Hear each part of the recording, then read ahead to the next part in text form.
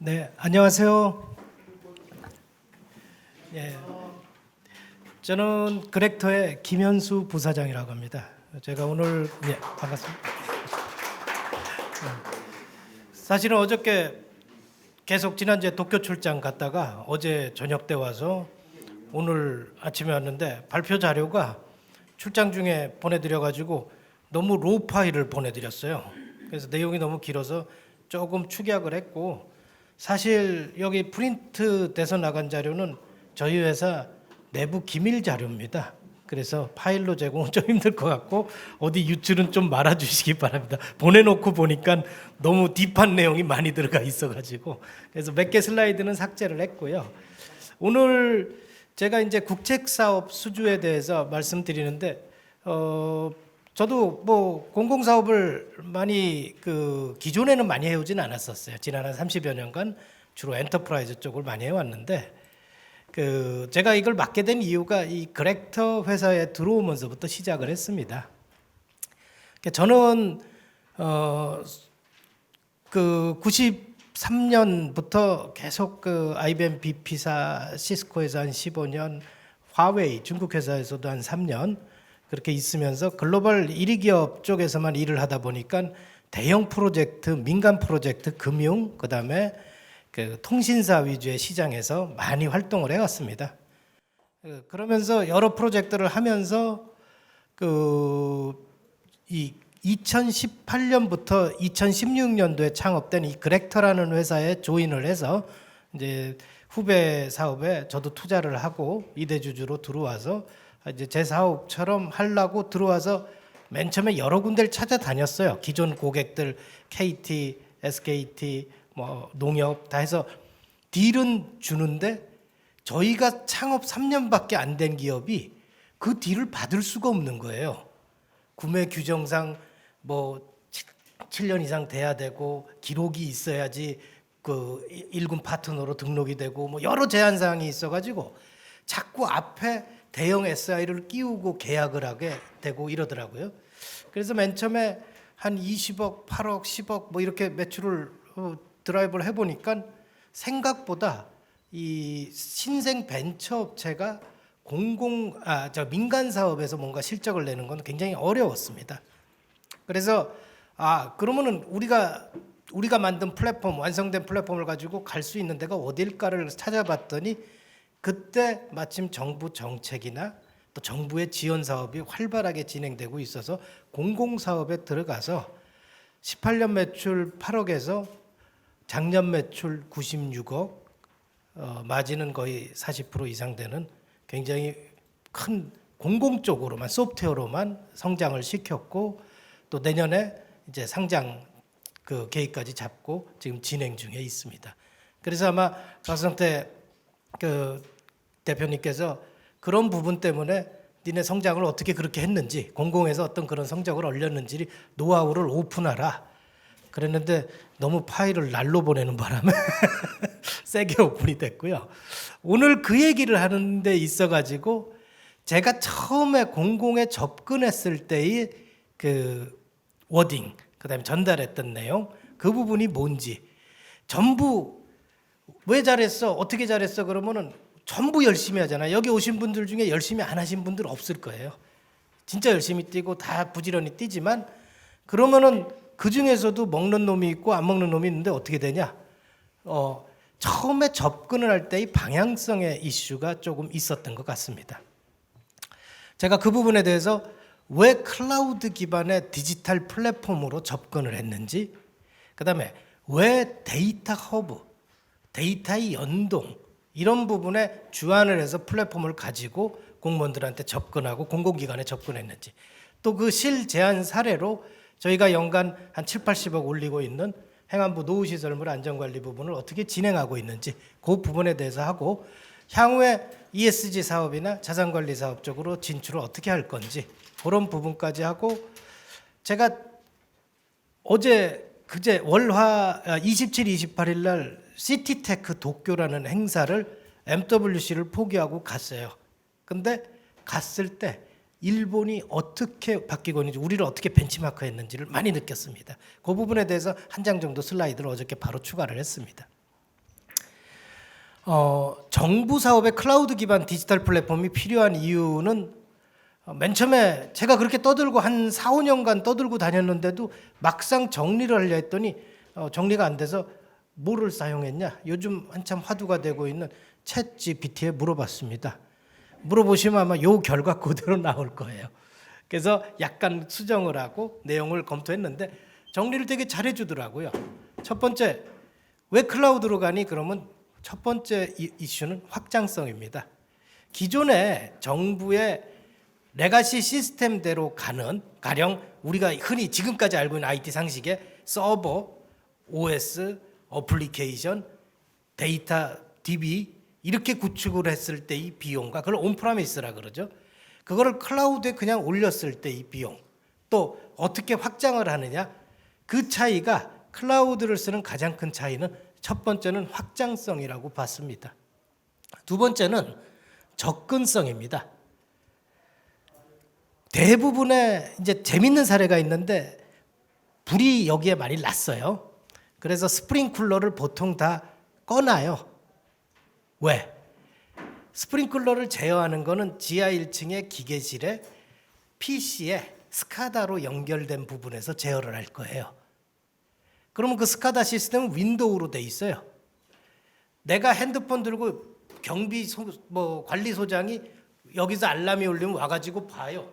불이네. 그리고 내려가서 그 PC에서 동작을 시켜야지 스프링클러가 동작을 해요. 지난 벤츠 한 50대 탔다는 천안 화재 때 그 작업이 그대로 일어났어요. 실제로 관리소장이 지하주차장에서 일어난 일을 불을 보고 확인하고 올라갔더니 시스템 클릭하고 자기는 정상적으로 다 움직였는데 소방차가 벌써 왔어요. 그리고 불은 다 번졌고. 그럼 이걸 왜 꺼놓냐? 오작동하면은 혼나거든. 자, 그러면 그 시스템이 만일에 클라우드화돼 있고 모바일화돼 있었다면 어떻게 됐을까요? 와가지고 보고 핸드폰으로 신고하고 핸드폰으로 다음 조치를 취했을 거예요. 접근성이라는 건 굉장히 중요합니다. 저희가 노후위험 시설물을 다리에도 붙이고 시내 전체에 있는 건물에 막 붙여요.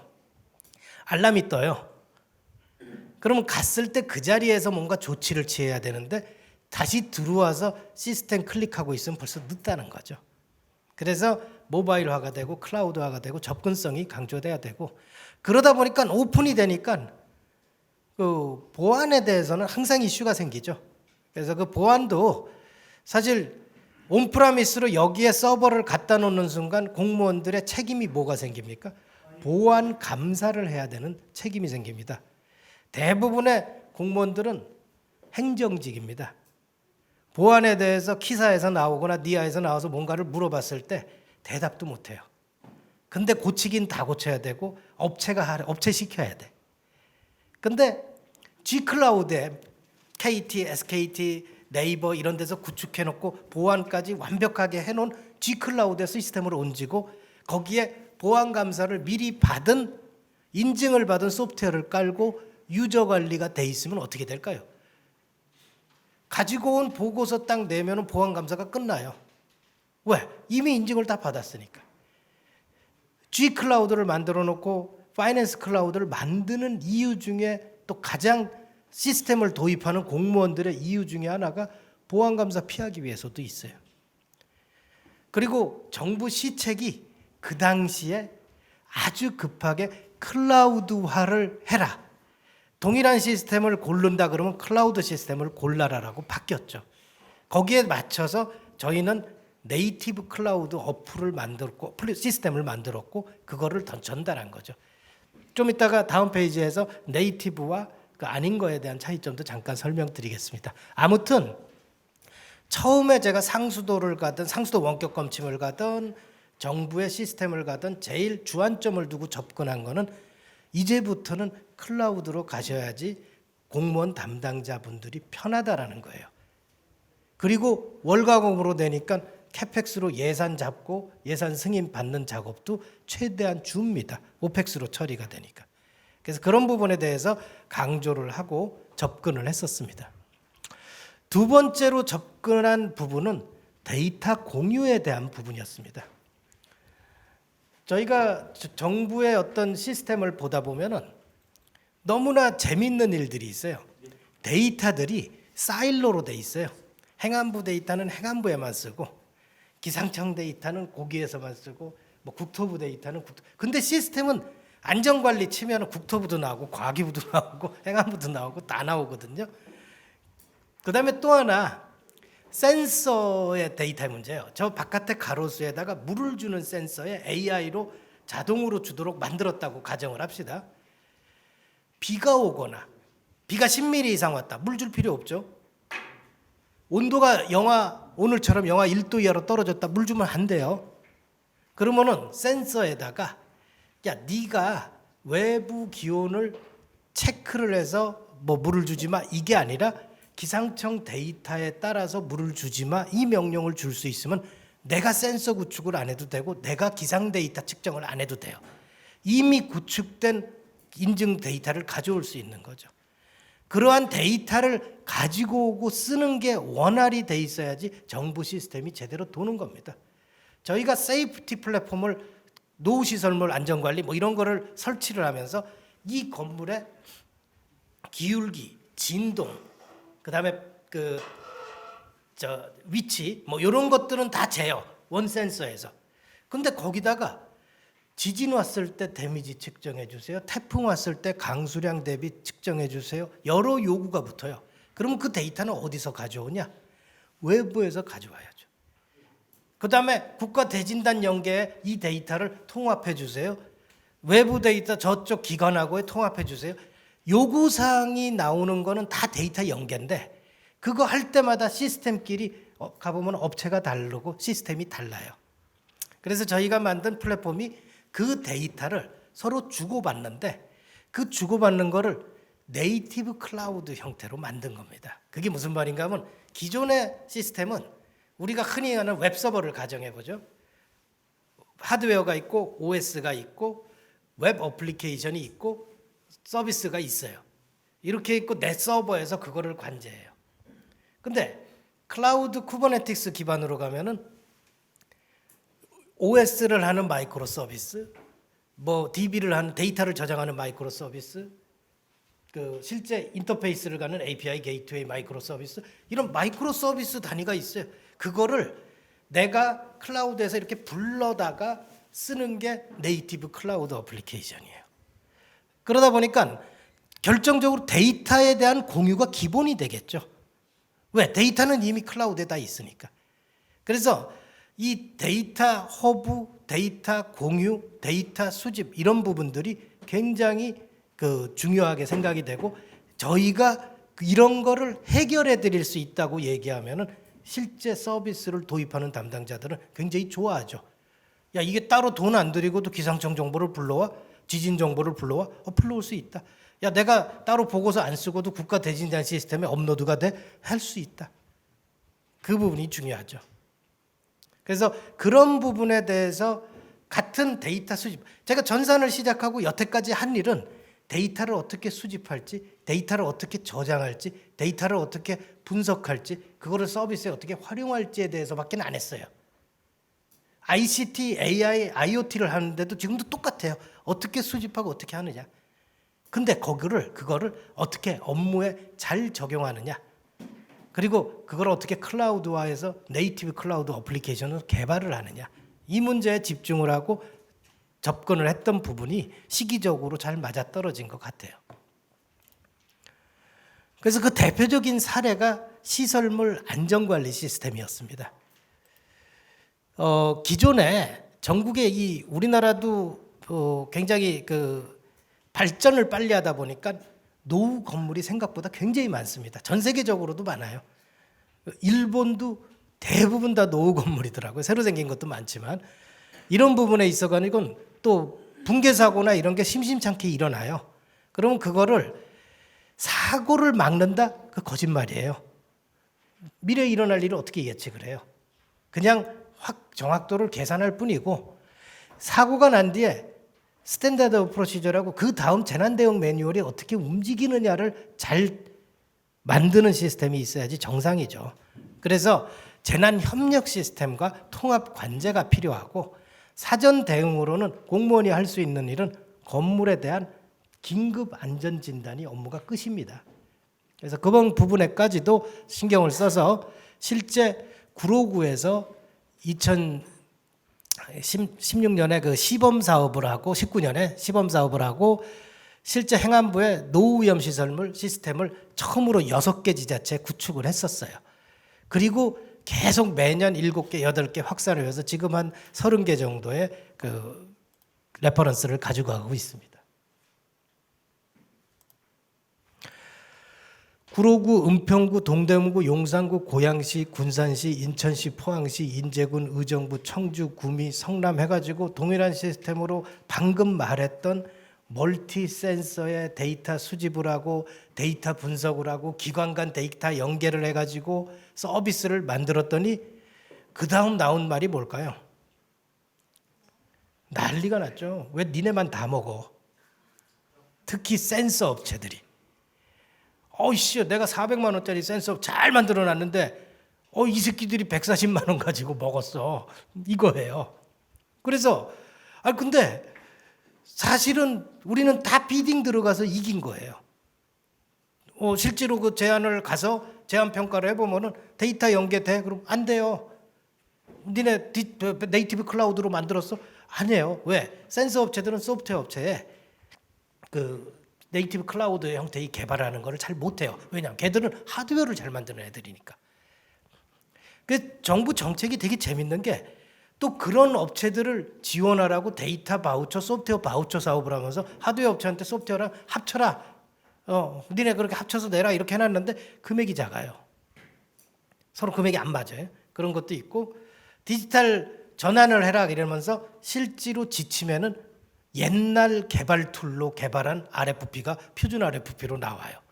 그러면은 갖다 대지를 못하는 거죠. 지금 우리는 노드.js에 지금 요즘 랭귀지를 써가지고 DB가 없어요. DB가 없으면은 제어를 어떻게 해? NoSQL과 빅데이터를 그냥 쌓아서 더 효율적으로 API로 뽑아내거든요. 근데 아직도 스펙에 보면은 SQL 서버 어떻게 돼 있고 뭐 이런 식으로 나와요. 왜? 감리하는 사람이 그 기준에 맞춰야 되니까. 예전 전자정부 프레임워크에 맞춰야 되니까 그런 식으로 나오는데 처음에 우리의 배리어 중에 하나는 그거를 설득해서 그 RFP를 바꾸는 게 힘든 작업입니다. 그래서 저희가 이제 좀 자부하는 부분은 이 부분이에요. 첫 번째, 지금 방금 말했듯이 그 RFP 작업을 하는 데 있어가지고 행안부 세이프티 플랫폼에 대해서는 가이드라인이 확고해졌어요. 진짜 미래 기술을 쓸 수 있는 개발된 소프트웨어를 쓸 수 있도록 가이드라인을 정했고 계측 데이터를 표준화했어요. 기존에는 이 벤더에서 만든 센서는 이 데이터가 나오고 다 통일이 안 돼요. 근데 저희가 이렇게 한 30군데 정도를 수주를 한 뒤에 데이터를 딱 만드니까 데이터 거버넌스가 생겨버렸죠. 그래서 이제 지금부터는 시설물의 안전 점검을 하려면 이런 데이터가 나와야 돼라는 어떤 데이터 거버넌스가 구성이 된 거고, 그 다음에 실제 이제 데이터는 두 종류가 있습니다. 제가 지금 이렇게 말로 하는 데이터가 기록이 된다 해가지고 DB에 바로 인풋이 될까요? 안 돼요. 지금 말로 하는 거는 비정형 데이터죠. 비디오 스트리머로 찍는 것도 비정형 데이터예요. 근데 센서에서 지금 이 시각에 온도 몇 도하고 올라오는 거는 바로 데이터에 쌓을 수 있는 정형 데이터죠.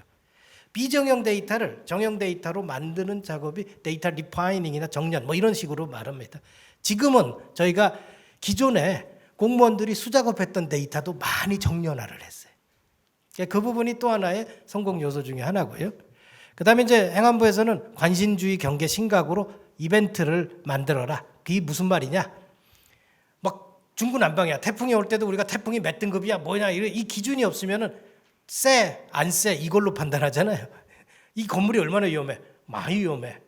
말이 안 되죠. 그럼 이제 그레이드가 나뉘어져야 되는 거죠. 그 그레이드를 정하는 거는 우리가 정하냐? 아니에요. 전문가들이 정해야 되죠. 데이터 분석은 그 분야의 데이터 분석 전문가가 하고 저희도 건기원하고 같이 작업을 했습니다. 그 다음에 그런 게 다 생기게 되면은 지자체가 재난 상황에 대응하는 매뉴얼이 생기게 되죠. 그러면서 근데 거기에는 지역적인 특성이 반영돼야 돼요. 지역적으로 집안 침하가 많은 데서는 위치 데이터가 측이가 조금 베리어블이 더 커져야 되고 뭐 이런 기준들이 이제 시행을 하면서 많이 확보가 됐습니다. 저희는 센서부터 서비스까지 힘들지만 한 4년 동안 다 구축을 하고 만들어 버렸어요. 간단히 말해서 센서 봤더니 센서 업체마다 가격도 틀리고 기준도 다 틀려서 도저히 쓸 수가 없어서 ODM 위탁을 만들어 버렸어요.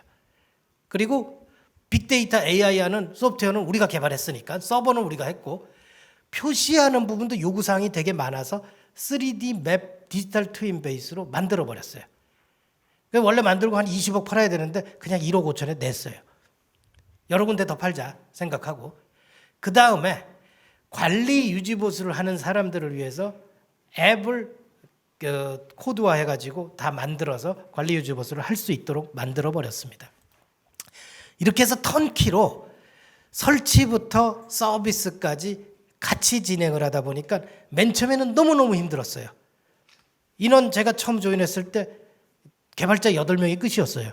근데 이 사업을 진행하면서 지금은 수행 인원까지 다 합해서 한 50여 명이 됐습니다.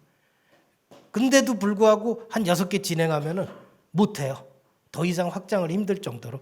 그렇다고 무한히 사람도 뽑을 수 없고 그래서 중소기업을 위한 정책 중에 그냥 단순히 돈만 주는 게 아니라 이런 부분을 풀로 만들어주는 정책이 좀 필요하지 않을까. 또 대기업들이 도리어 중소기업의 하청을 받아서 움직일 필요도 있어요.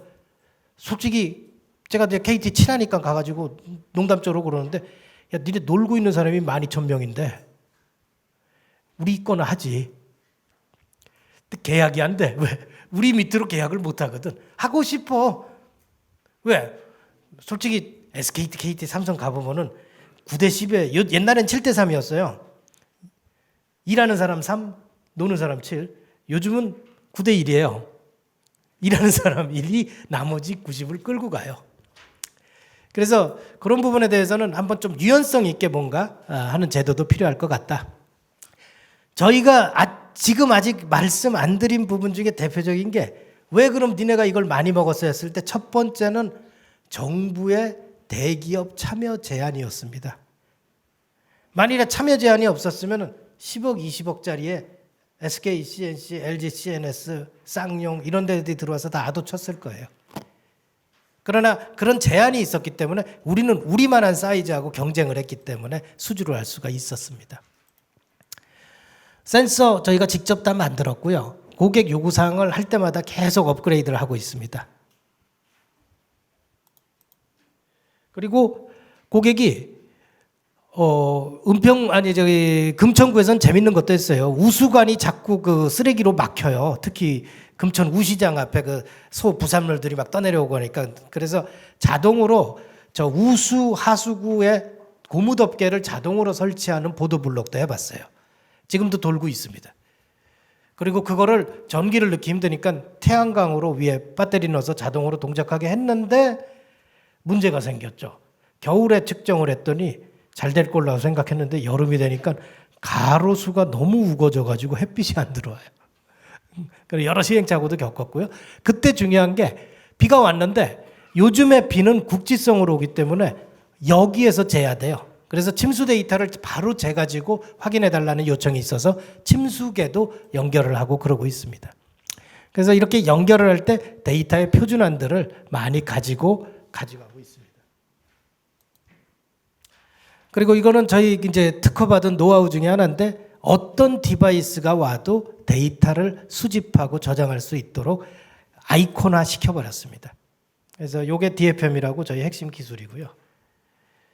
그다음에 국가안전대진단이나 GIS 통합관리나 FMS 여러 시스템들을 지금 있는 시스템에 연결하고 CCTV를 연결하고 싶다 그러면 기존의 국토부에서 설치되어 있는 통풀과도 연결할 수 있습니다. 표준 API 게이트웨이로 되어 있기 때문에 요즘에 나온 시스템들은 다 연계된다고 보시면 됩니다. 빅데이터 분석 하고 여러 개 하고 있고 앱 통해 가지고 센서가 사실 어디 박혀 있는지도 잘 몰라요. 관리하는 사람들. 왜? 공무원들은 1년, 2년 지나면 사람이 바뀝니다. 그래서 와가지고 이제 실제 관리 업체가 직접 앱 가지고 찍는 순간 이 센서는 언제 어디서 어떻게 설치됐고 뭐를 했다 이런 것들이 들어갈 수 있도록 만들어 놨습니다. 상한 전파 체계도 이제 공무원들 지역마다 맞춰서 준비를 해드렸고요. 국가안전대진단 이름이 바뀌었죠. 이제 윤 정부에서는 이제 바뀐 이름 제가 잊어버렸습니다. 그걸로 바뀌었고요. 그래서 매년 이거 할 때마다 그 안전진단과 직원들은 업무가 많아져요. 이 자료를 다 올리고 하는데, 근데 그 부분을 쉽게 연계할 수 있도록 해드렸고요. 요거는 고양시에 우리가 설치를 해놨는데 일산 그랜드 플라자 12월 31일 날 집안 치마로 내려앉아가지고 난리가 났었죠. 저희 직원들 놀러 간 애들까지 다 불러가지고 이 건물이 우리가 관리 건물이었어요. 그래서 근데 알람이 떴을까요? 안 떴을까요? 집안이 40cm가 내려앉았어요. 그래서 지금 부수고 있어요. 그때 알람이 어떻게 됐을까요? 질문을 한 거는 알람이 안 떴다는 거죠. 왜? 일반 건물의 측정 범위가 40cm가 내려앉으면 무너진다고 생각하고 범위를 설정을 안 해놨어요. 2, 3cm라고 생각을 했지 40cm가 들어오니까 시스템이 오탐으로 생각을 한 거예요. 근데도 불구하고 나중에 확실하게 이게 좋았다 이런 거를 잡았습니다. 뭐 마지막으로 그 시티테크 도쿄 행사를 갔다 왔는데 제가 굉장히 좀 크게 일본이 많이 바뀌고 있다 이런 걸 느꼈어요. 우리나라가 지난 한 10년 동안 벤처 스타트업에 뭐 누구는 헛돈 썼다고 하지만 저는 굉장한 투자로 많은 성과를 이뤘다고 생각하거든요. 일본이 앞으로 5년간 10조 엔이에요. 100조 원을 쓰겠대요. 근데 그걸 어디다 쓰느냐? 실리콘밸리를 도쿄에다 유치하겠다라는 거예요. 그리고 전 세계적으로 도쿄가 가장 가지고 있는 그 금융 분야에 강점 있는 VC들 다 불러다 놓고 강의하면서 야, 이제부터 우리는 스타트업에 갈 거야. 왜? 대기업들 아무리 투자하고 해봤자 잃어버린 30년에서 탈출을 못 하더라는 거죠. 그래서 도쿄 시장이 나와가지고 도쿄에 와서 사업하래요.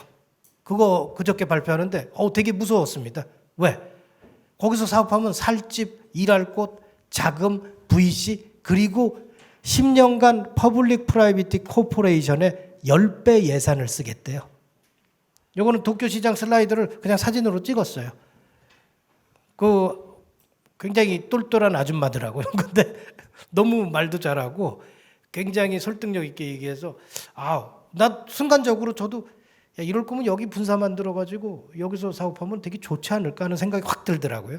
그래서 우리가 일본이 기존의 스마트 시티도 느리고 전산화도 느리고 디지털 전환도 느렸어요.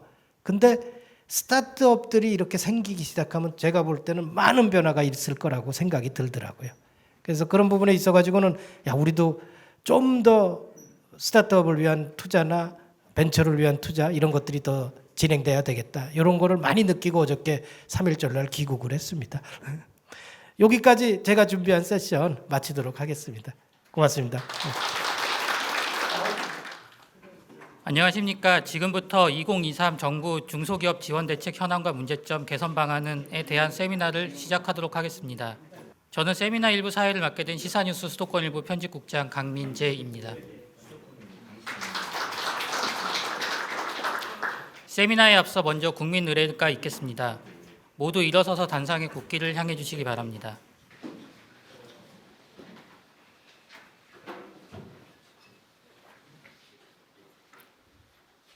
국기에 대한 경례.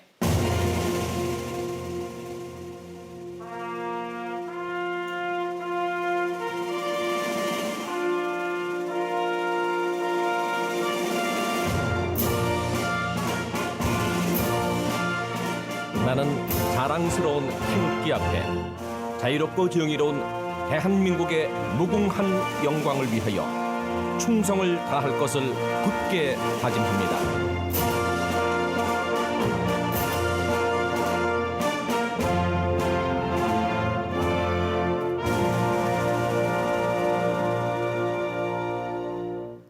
바로 다음은 순국 선열에 대한 묵념이 있겠습니다. 묵념.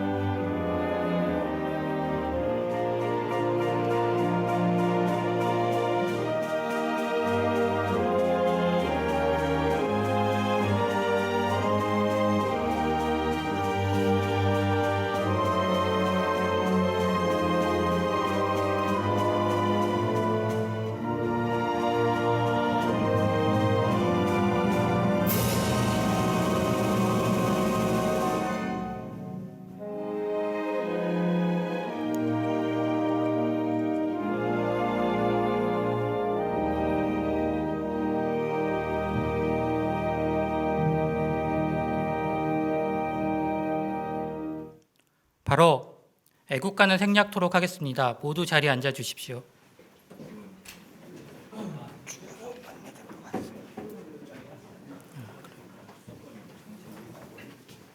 이어서 국민의힘 김성원 국회의원님의 개회사가 있겠습니다.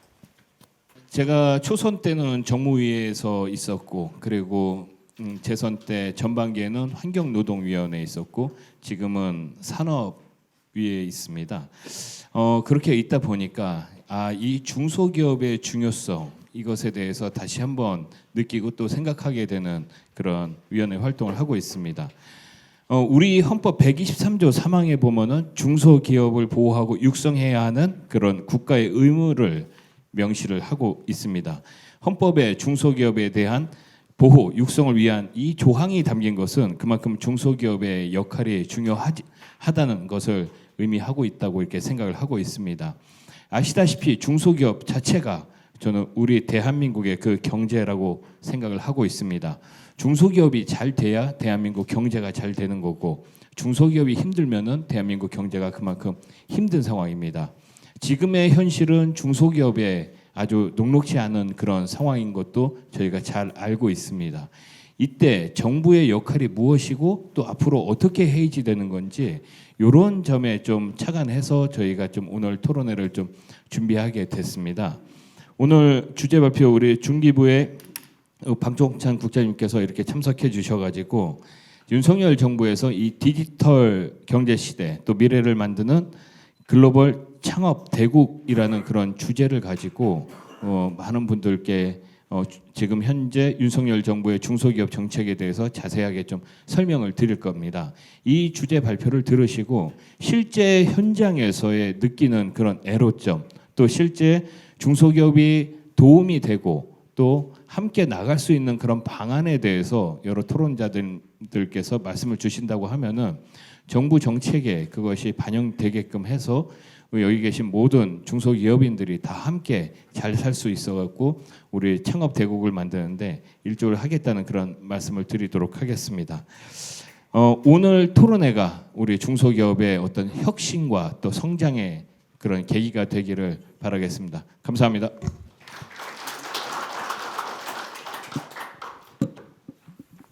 다음은 시사뉴스 수도권일보 강신한 회장님의 환영사가 있겠습니다.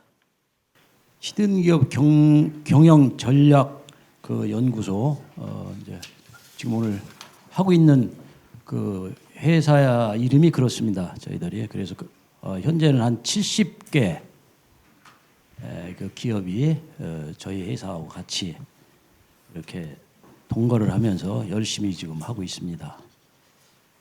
모든 것은 이제 여러 가지 뭐 조건이 많이 있겠습니다만은 제가 간단하게 말씀을 드리면 기술과 돈과 그 다음에 판매 또 어떻게 창업을 할 거냐 그런 부분에 대해서 오늘 아마 세미나에서 세미나다운 그런 행사가 될 걸로 저는 믿습니다. 아무쪼록 시작했으면 성공해야 되고 성공하면 돈을 벌어야 되고 돈을 벌으면 국가에 이바지할 수 있는 그런 좋은 세미나가 될 수 있도록 오늘 저는 이 자리에 오면서 그런 분들을 또 그런 사업을 그렇게 마음적으로 기원하고 왔습니다. 여러분들 반갑습니다.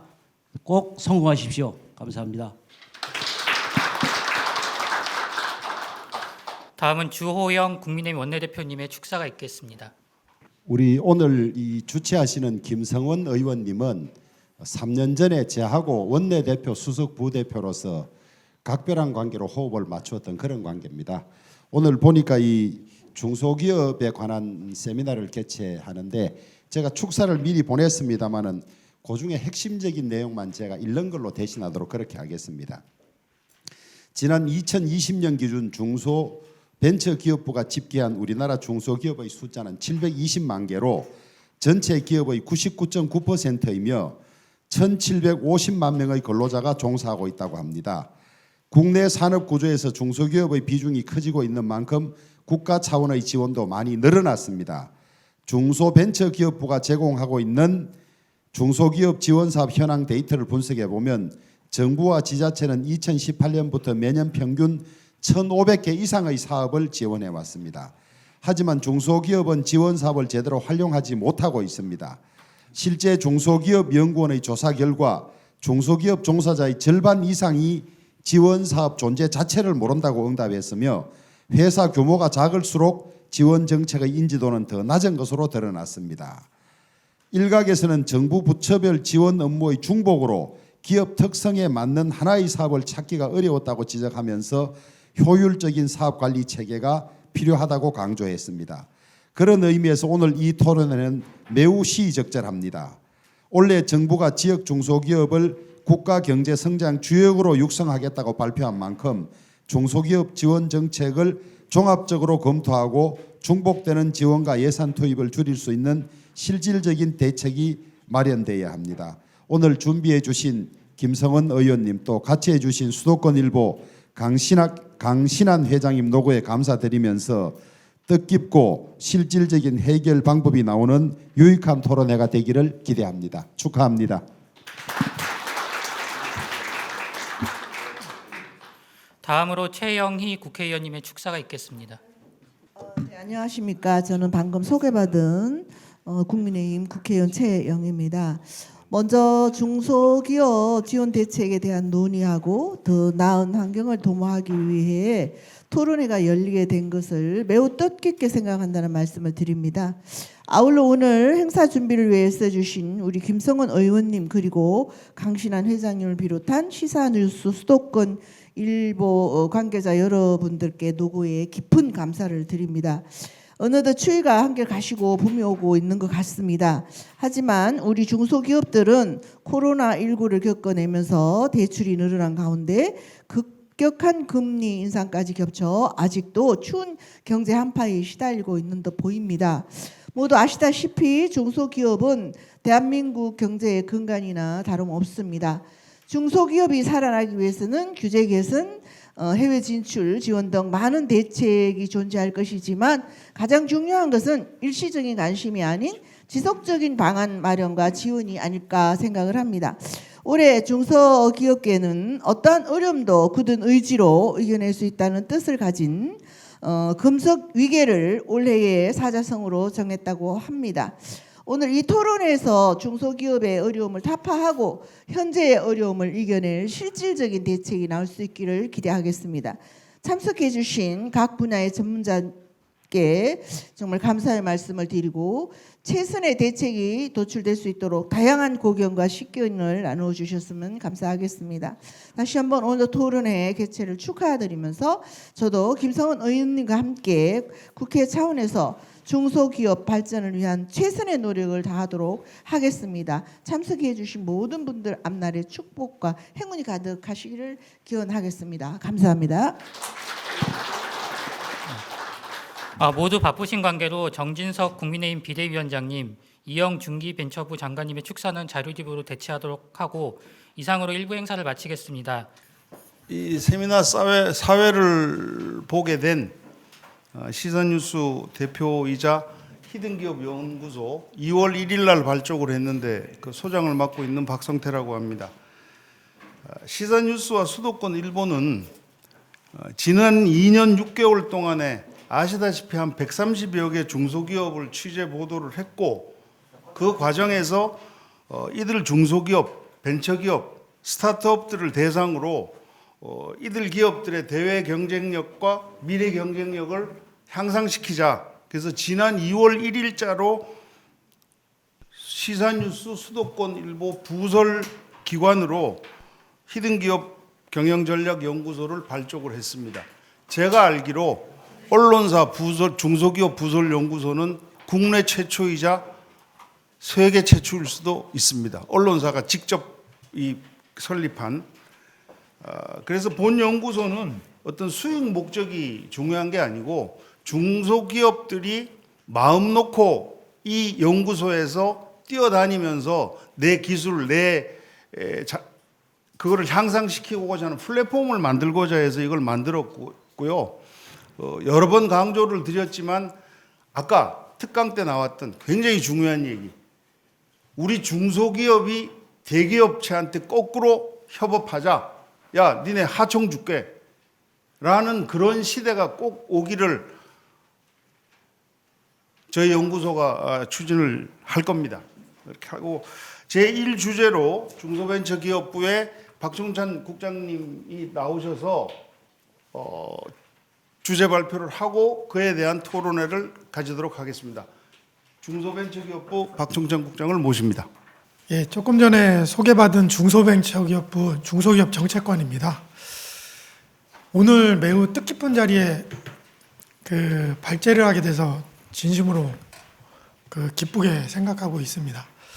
오늘 중소벤처기업 정책에 대한 문제점에 대해서는 많이 지적을 해주실 거기 때문에 저는 중소벤처기업부 주요 업무 내용에 대해서 간단하게 설명을 드리겠습니다. 그러니까 주로 정책 방향 중심으로 설명을 드리겠습니다. 일단 중소벤처기업부는 중소기업의 경쟁력 강화, 벤처 스타트업 육성, 소상공인 보호 지원을 중심으로 업무를 담당하고 있습니다. 중소기업 전체 숫자는 730만 개 정도 되고 이 중소기업에 종사하는 근로자는 한 1,700여만 명 정도 됩니다. 그래서 중소벤처기업부의 고객은 굉장히 방대하고 다양하고 크다고 생각을 하고 있습니다. 중소벤처기업부는 본 예산이 13조입니다. 준정부 기관, 기타 공공기관 11개와 관련된 협단체 600여 개와 함께 업무를 담당하고 있습니다. 윤석열 정부 출범 이후 주요 정책 추진 실적입니다. 코로나19 극복을 위해 재난지원금, 손실보전금, 손실보상금 총 60조 원 정도를 차질 없이 집행하였습니다. 아울러 소상공인 매출 증대를 위해 동행 세일 등을 추진한 바 있습니다. 납품대금 연동제 법제화를 지난년도 마무리했습니다. 이 납품대금 연동제는 14년 중소기업계의 수건 상황이었습니다. 아울러 수출 지원 대책, 80조 원의 정책금융 대책 등을 발표하였고 현재 차질 없이 추진 중에 있습니다. 정책 방향 설명에 앞서 패러다임 변화에 대해서 간단하게 설명드리겠습니다.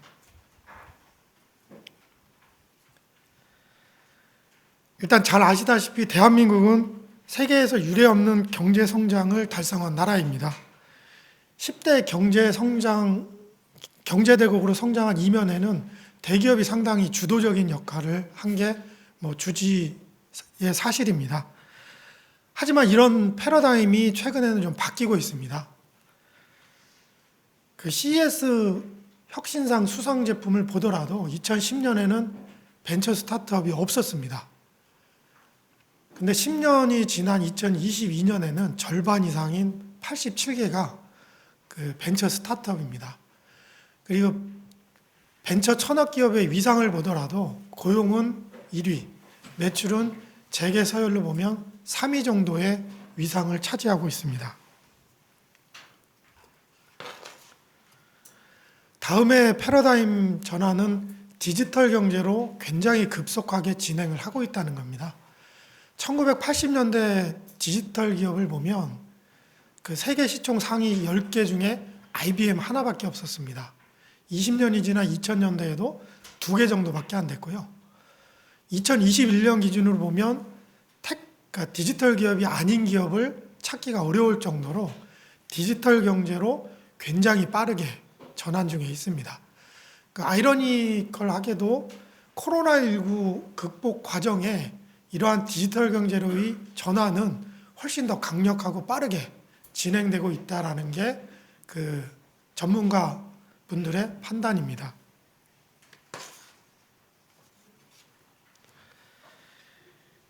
이러한 디지털 시대에 맞춰 선진국들은 다양한 정책을 추진 중에 있습니다. 디지털 대책, 디지털 대책의 중요한 플레이어로 참여하고 있는 딥테크 정책을 프랑스, 유럽, 독일, 미국 등 다양하게 추진하고 있습니다. 이런 결과 선진국들은 유니콘 기업, 세계 100대 유니콘 기업이 크게 증가하고 있습니다. 한국도 맨 마지막에 보시면 유니콘 기업이 좀 많이 늘어나고는 있습니다. 근데 선진국과 비교를 하면 저희는 아직 갈 길이 상당히 멀고, 특히 기업가치 100대 유니콘 기업은 국내에 없는 상황입니다.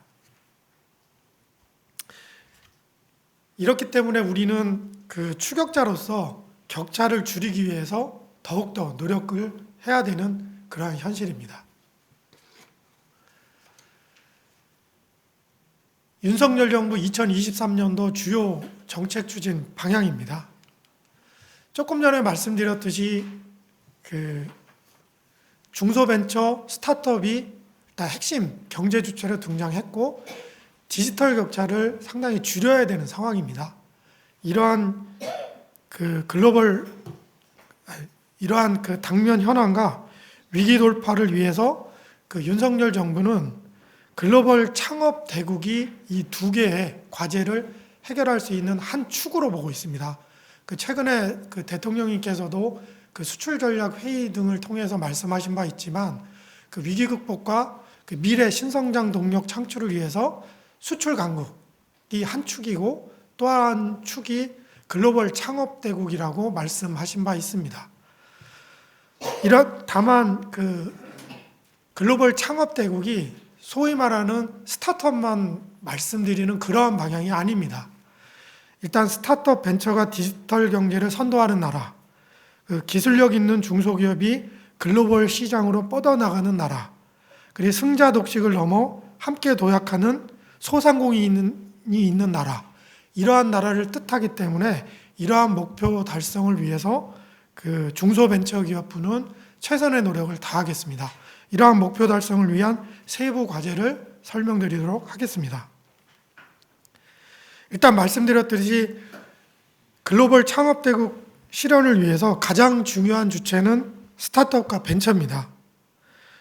먼저 그동안 창업벤처기업이 순수하게 해외 진출하는 그러한 일에만 집중했다면, 앞으로는 국내 창업 생태계 전반이 글로벌 전진 기조로 활용되고 글로벌 시장으로 진출하는 그러한 방향으로 정책 패러다임을 바꿀 예정입니다. 이를 위해 현재 6.7조 원 규모인 글로벌 펀드를 8조 원 규모로 확대하고, 구글, 오라클 등 글로벌 기업과 협력 프로그램도 강화할 계획입니다. 또한 국내에 체류하는 유학생, 외국인 창업을 집중 육성하여 대한민국을 글로벌 창업허브로 도약시킬 예정입니다. 아울러 시스템 반도체, 빅데이터, AI 등 4차 산업혁명 핵심 기술 분야 신생 스타트업을 집중 육성하기 위해 그 R&D 해외 진출 등 2조 원을 집중 투자할 계획입니다. 그 아울러 첨단 분야에 대해서는 기술 보증 한도도 100억 이상으로 확대할 계획입니다. 아울러 창업벤처만 스스로 혼자 잘 나가서는 안 되기 때문에 그 약자, 사회와 함께하는 공생관계를 형성할 수 있도록 벤처 스타트업이 주도한 사회공헌 프로젝트도 전개할 계획입니다. 다음은 우리 경제의 허리이자 수출 일자리 성장의 버팀목인 중소기업을 위한 핵심 미션입니다. 중소기업의 수출 기여도는 직간접적으로 약 40% 정도입니다. 직접 수출이 18% 정도이고, 수출 대기업을 통한 납품을 통한 간접 수출이 21% 정도 차지하고 있는 경제에 상당히 중요한 역할을 담당하고 있습니다. 우선 이러한 무명의 수출 용사를 직접 수출로 전환하기 위한 강력한 정책을 추진할 계획입니다. 또한 특정 몇 개 국가에 집중된 수출 시장을 중동, 남미 등 한류 열풍이 확산된 신흥국으로 확산할 계획입니다. 이를 통해 수출 시장 다변화를 유도할 계획입니다. 아울러 온라인 수출 확대와 함께 소프트웨어, 컨텐츠 같은 디지털 상품에 대한 수출도 지원을 강화할 계획입니다. 중소기업의 현장을 보면 만성적인 인력난과 생산성 격차가 상당히 큰 두 가지 애로사항으로 지적되고 있습니다. 이러한 애로사항을 타파하기 위해 스마트 공장을 대기업과 함께 보급, 고도화함으로써 문제를 동시에 해결하고자 합니다. 또한 실제 상품화로 이어지지 않는 저성장 R&D를 줄여 도전적, 혁신적 R&D를 확대하겠습니다.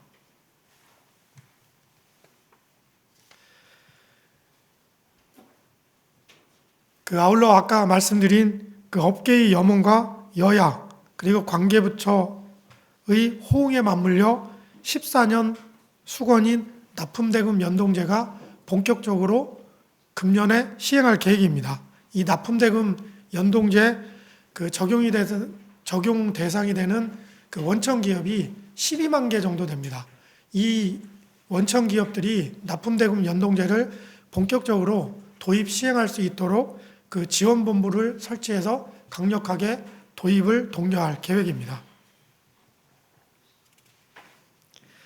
마지막으로 기업가형 소상공인 따뜻한 골목 상권 육성입니다.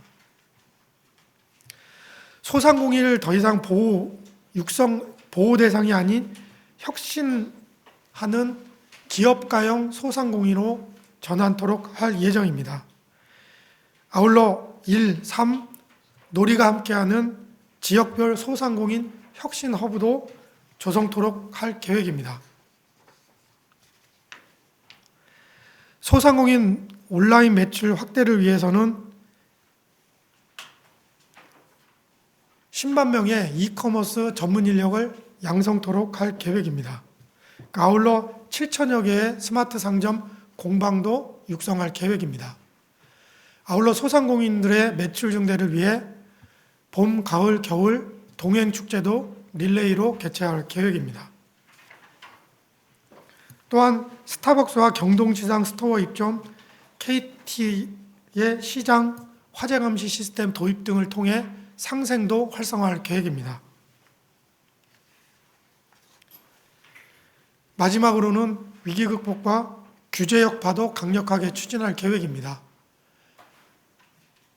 일단 중소벤처기업부는 위기 중에 건강한 기업이 쓰러지지 않도록 저금리의 신규 자금을 25조 원 공급할 계획입니다.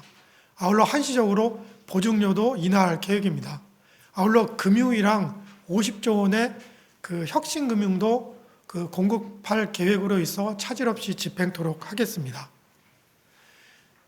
또한 위축되고 있는 벤처 투자 시장 활력 제고를 위해 2조 2천억 원의 세컨더리 펀드도 조성할 계획입니다. 특히 규제 여파가 상당히 중요한 이슈로 대두되고 있습니다.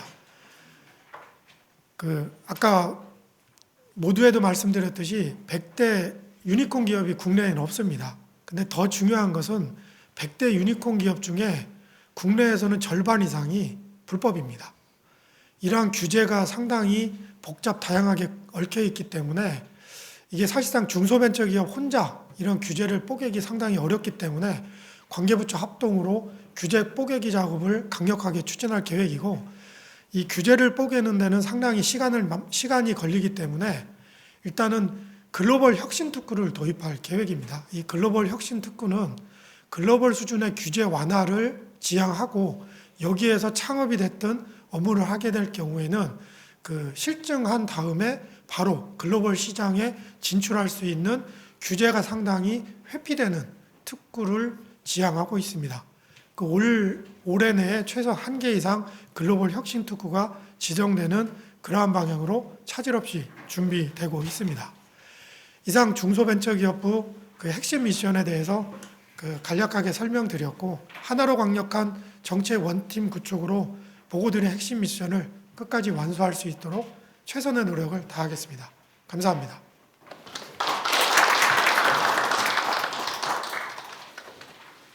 예, 아까 말씀드린 대로 저희가 이 중차대한 시기에 이런 세미나를 하게 되어서 정말 의미가 있다고 생각하고, 우리 특히 김성원 의원님 정말 감사드립니다.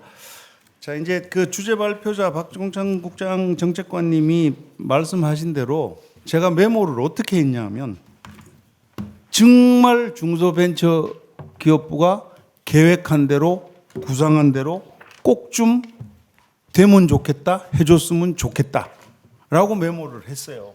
그 이제 저희는 언론사니까 기자들인데 정부 부처에서 매년 뭘 하겠다고 발표를 했는데 마지막에 가면 한 게 별로 없다.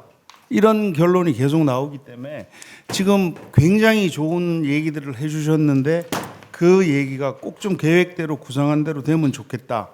그리고 그 발표 내용 중에 저희 기업들이 꼭 좀 그 기억하고 그 정부 정책에 이렇게 변화를 했으면 좋겠다 싶은 걸 뭐 이 자료대로 하면 1차 특강에서도 얘기했지만 지금은 디지털 시대예요. 옛날에 종이 갖고 하던 페이퍼워크 이런 거 뭐 PPT 이런 거 이미 시대가 지났다.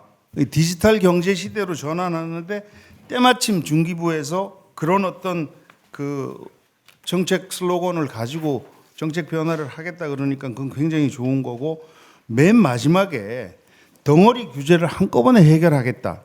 정말 이 사업하시는 분들 제가 한 130 몇 개 기업을 취재하면서 제일 힘든 게 뭐냐 그러면 규제래요. 다른 나라에 가면 FDA 승인 받고 뭐 하고 다 되는데 우리 국내에서는 안 된다. 뭐 안 된다 해서 아까 말씀하신 대로 세계 유니콘 기업 100개 중에 50개가 우리나라에서는 불법이다. 이거 웃어 넘길 얘기 아니고요. 의원님, 우리 국회에서도 이 부분에 대해서는 진짜 이 규제 뽀개기라는 말씀을 하셨는데 규제 뽀개기에 우리 언론도 우리 국회도 앞장서서 나갈 것이라고 얘기를 하고 자 이제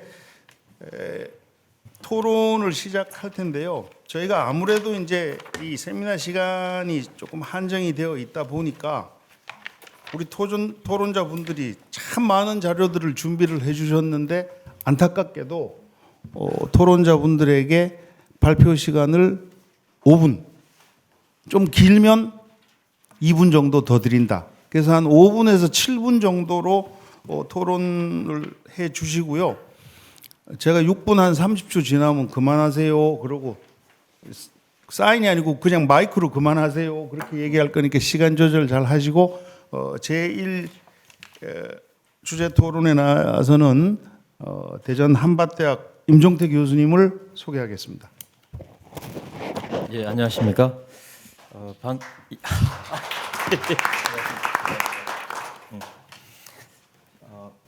멋있게 소개를 해주신 우리 박성태 대표님께 감사드립니다.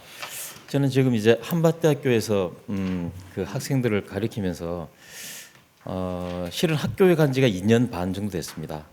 그 전에 대기업에서 한 20년 이상 근무를 하다가 그다음에 또 아까 오늘 창업 관련되는 이야기들이 많이 나오는데요. 그 대전 창조경제센터에서 제가 한 5년 정도 근무를 했습니다. 그래서 창업 생태계에 굉장히 관심이 많고 또 지금 학교에 와서도 기술 지주 대표를 같이 겸하고 있습니다. 그래서 학교에서 나오는 특허를 기반으로 해서 학생 창업과 그다음에 교원 창업, 그다음에 지주회사가 같이 도와드리고 있는 우리 자회사들이 한 60개가 있는데 그 자회사의 성장을 도와드리는 어쨌거나 저는 지금도 국내 창업 생태계에 몸을 담고 있다고 저는 생각을 합니다. 저한테 주어진 그 타이틀이 사실 이 타이틀을 제가 정한 게 아니고 우리 아마 박 대표님께서 정해주신 것 같은데 정부 중소기업 지원 대책의 허화실 엄청나게 큰 화두를 던져주셨습니다. 그래서 제가 이거를 어떻게 해야 되나 고민하다가 사실은 그 제목 그대로 보면 우리 중소벤처기업부의 중소기업에 대한 정책이 엄청나게 좀 뭐 모자라는 게 있거나 뭐 그런 네거티브한 그런 접근도 가능하지만 저는 굉장히 긍정적인 사람입니다. 모든 걸 긍정적으로 보고 그 성선설을 믿는 사람이거든요. 그래서 제가 생각한 거는 과거에 대한 분석도 중요하지만 당장 다가올 미래에 대한 걸 준비하는 것도 의미가 있겠다 저는 생각을 했고 그래서 지금 제가 이제 CES 아까 말씀 잠깐 나왔지만 CES를 제가 하여튼 12, 13년 동안 쭉 계속 다니고 있습니다. 그래서 매해마다 1월 달에 이제 라스베가스에서 열리는 거기를 가는 이유는 거기를 가면 세상이 어떻게 돌아가는지, 앞으로 우리 미래가 어떻게 다가오는지, 그다음에 기업들은 뭘 준비하고 있는지, 그런 굉장히 중요한 제가 인사이트를 받고 옵니다. 그래서 올해도 1월 초에 다녀왔습니다. 다녀왔는데 올해는 조금 더 남다른 그런 느낌을 받았습니다. 그래서 이 산업의 트렌드가 굉장히 바뀌어가고 있는데 그 중에 특히 관심을 가졌던 분야가 자동차 산업 쪽입니다. 그래서 자동차 산업의 어떤 시장의 변화와 그다음에 우리 기업들은 어떻게 준비를 하고 있는지, 그래서 거기에 대한 이야기를 좀 말씀을 좀 드리고자 합니다. 우선 앞서 우리 박종찬 국장께서 중기부의 어떤 올해 그 정책 방향을 말씀을 해 주셨는데, 뭐 글로벌 디지털 그다음에 함께 성장이라고 하는 그런 좋은 테마를 쓰임을 가지고 정책을 집행하시겠다고 합니다. 저는 그 큰 방향성에 대해서 총론에서는 크게 공감을 하는 바이고요. 다만 이제 강론으로 이제 들어가서 실행에 대한 이야기가 남아 있는데, 그 중에 방금 말씀드린 그 CES를 통해서 제가 느꼈던 자동차 산업과 관련된 우리 준비 상황과 또 우리가 앞으로 어떻게 대응을 해야 되는지 말씀을 좀 드리고자 합니다. CES는 한 56년 됐죠 벌써.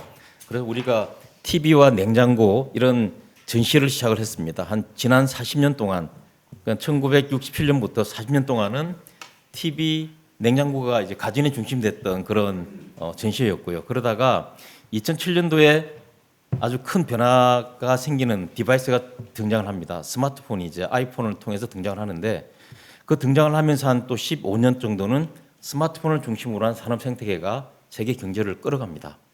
더구나 2008년 9년도에 큰 그 리만 사태가 있었어요. 큰 금융 위기를 극복했던 게 뭐냐 하면, 그때 이제 4세대 이동 통신, 그다음에 스마트폰을 중심으로 한 새로운 모바일 서비스, 이런 것들이 B2C로 확대가 되면서 세계 경제를 극복하는 데 큰 기여를 했습니다. 그런데 지금은 2023년이 됐는데 또 새로운 큰 변화의 흐름이 느껴집니다. 지금 자동차가 이제 전동화, 배터리 기반의 에너지로 바뀌죠. 내연기관에서 이제 그 전동화 엔진으로 바뀝니다. 그리고 자율주행 기술이 접목이 되면서 이게 하나의 커다란 움직이는 스마트폰이 된 거죠. 바퀴 달린 스마트폰이라고 보시면 됩니다. 그러면 이게 왜 중요하냐 하면, 과거에 우리가 돈을 벌었던 생태계는 스마트폰에서 나오는 데이터를 기반으로 돈을 벌었습니다. 구글, 아마존, 뭐 마이크로소프트 다 데이터의 길목을 딱 잡고 데이터를 기반으로 새로운 경제와 비즈니스와 가치를 창출을 했죠. 그런데 이게 이제 자동차로 옮겨간다는 겁니다. 자동차는 우리 자율주행이 되면 눈도 자유롭고 손발이 자유롭습니다. 자동차 안에서 굉장히 많은 일을 할 수가 있는데, 스마트폰에서 경험했던 모든 경험이 자동차로 그대로 전환이 되고, 자동차를 중심으로 해서 굉장히 많은 데이터가 나옵니다. 자동차가 다 연결이 되죠. 커넥티드 카로. 자동차와 자동차, 자동차와 사람, 자동차와 인프라, 신호등까지 연결이 됩니다. 그러면 스마트폰이 만들어내는 데이터보다 훨씬 많은 데이터가 나옵니다. 그 길목을 누가 잡느냐? 여전히 아마존, 마이크로소프트 이런 친구들이 길목을 딱 잡고 있습니다. 그럼 우리가 뭔가 들어가야 되죠. 그런데 이 이야기 말고 제가 오늘 드리고 싶은 말씀은, 자동차 산업계에 굉장히 많은 서플라이 체인이 구성이 되어 있는데, 우리나라 예를 들면 한 25만 명 정도가 이 자동차 부품 중소기업을 중심으로 근무를 하고 있다고 합니다. 그런데 이 중소기업들이 얼마나 준비되고 있느냐, 제가 통계를 하나 본 게 있습니다. 통계를 본 게 있는데, 이게 이제 올해 올 초에 나온 통계입니다. 중소벤처기업연구원이 발표한 자료가 있는데, 우리나라의 자동차 부품 관련사가 만약에 100% 전기자동차로 전환이 되면 3,429개가 회사가 없어진다고 합니다. 망한다는 얘기죠. 그러니까 이 이야기는 뭐냐면, 자동차 전체 부품 제조사 중에 32.3%가 사라지는 거고, 이게 매출 기준으로는 16조 8천억이 없어진다는 겁니다. 그리고 또 하나 또 심각한 거는 일자리 관련인데요. 한 지금 25만 명 정도가 자동차 부품 중소기업에 근무를 하고 있는데, 그 중에 3분의 1의 일자리가 없어진답니다. 8만 명 이상의 일자리가 사라진다는 거죠. 지금 저희가 새로운 일자리를 만들기 위해서 굉장히 노력을 하고 있습니다. 새로운 직업, 창직, 산업을 만들고 있지만 기존의 자동차 산업에서도 8만 개가 사라지니까 굉장히 심각한 상황인데 더 중요한 것은 뭐냐면 그럼 우리나라 부품사들을 얼만큼 준비를 하고 있느냐. 400개 부품사를 대상으로 설문조사를 해봤어요. 너네는 미래차에 대한 준비를 얼마나 하고 있니 했더니 74%는 준비를 전혀 못하고 있다고 하는 거죠. 그러니까 400개 중에 294개가 전혀 준비가 되고 있지 않다. 굉장히 심각한 상황이죠. 그런데 이런 상황이 2025년부터 본격화 된다는 겁니다. 그러면 이 기업들은 왜 준비를 못하고 있는가? 충남 테크노파크가 한번 조사를 해봤어요. 충남 지역에 자동차 부품 회사가 많이 있습니다. 왜 준비를 못하냐 봤더니 정보가 부족하고 뭐 설비 투자비가 부족하고 신제품 개발비가 부족하고 노하우와 인재가 부족하대요. 그래서 못한다고 합니다. 물론 이 말고도 굉장히 이유는 많겠지만 중요한 것은 뭐냐면 지금이라도 우리가 준비를 해야 되는데 이 준비가 중소벤처기업부 혼자만 할 수 없다는 거죠. 범부처의 노력이 필요한데 산자부 다음에 예산 쪽 그다음에 중기할 것 없이 굉장히 범부처의 노력이 없이는 이 다가오는 곧 2년 3년 내에 다가오는 이 무시무시한 이 현상을 우리가 준비를 해야 된다. 그래서 범정부 차원에서 기업의 어떤 사업 전환이나 또는 기업의 매각, 인수합병 이런 데 대한 구체적인 컨설팅을 해드려야 되고요. 그다음에 설비 투자나 연구개발 지원, 정보 부족 등에 대한 애로사항을 이야기를 하니까 이에 대한 지원책도 만들어야 될 것이고 그리고 또 하나는 내연기관이 없어지는데 다 바로 전기차로 넘어갈 거냐. 이 전환에 대한 타임라인을 완충 시간을 좀 벌어야 된다. 그래서 기업들이 준비할 수 있는 시간을 좀 만들어줘야 되는데 그러려면 하이브리드나 또는 수소 기반의 어떤 내연기관과 같이 부품을 쓸 수 있는 그런 전략적인 어떤 타임 로드맵을 좀 만들어서 기업들이 준비할 수 있는 시간을 벌어들여야 된다는 그런 생각을 해보았습니다. 예.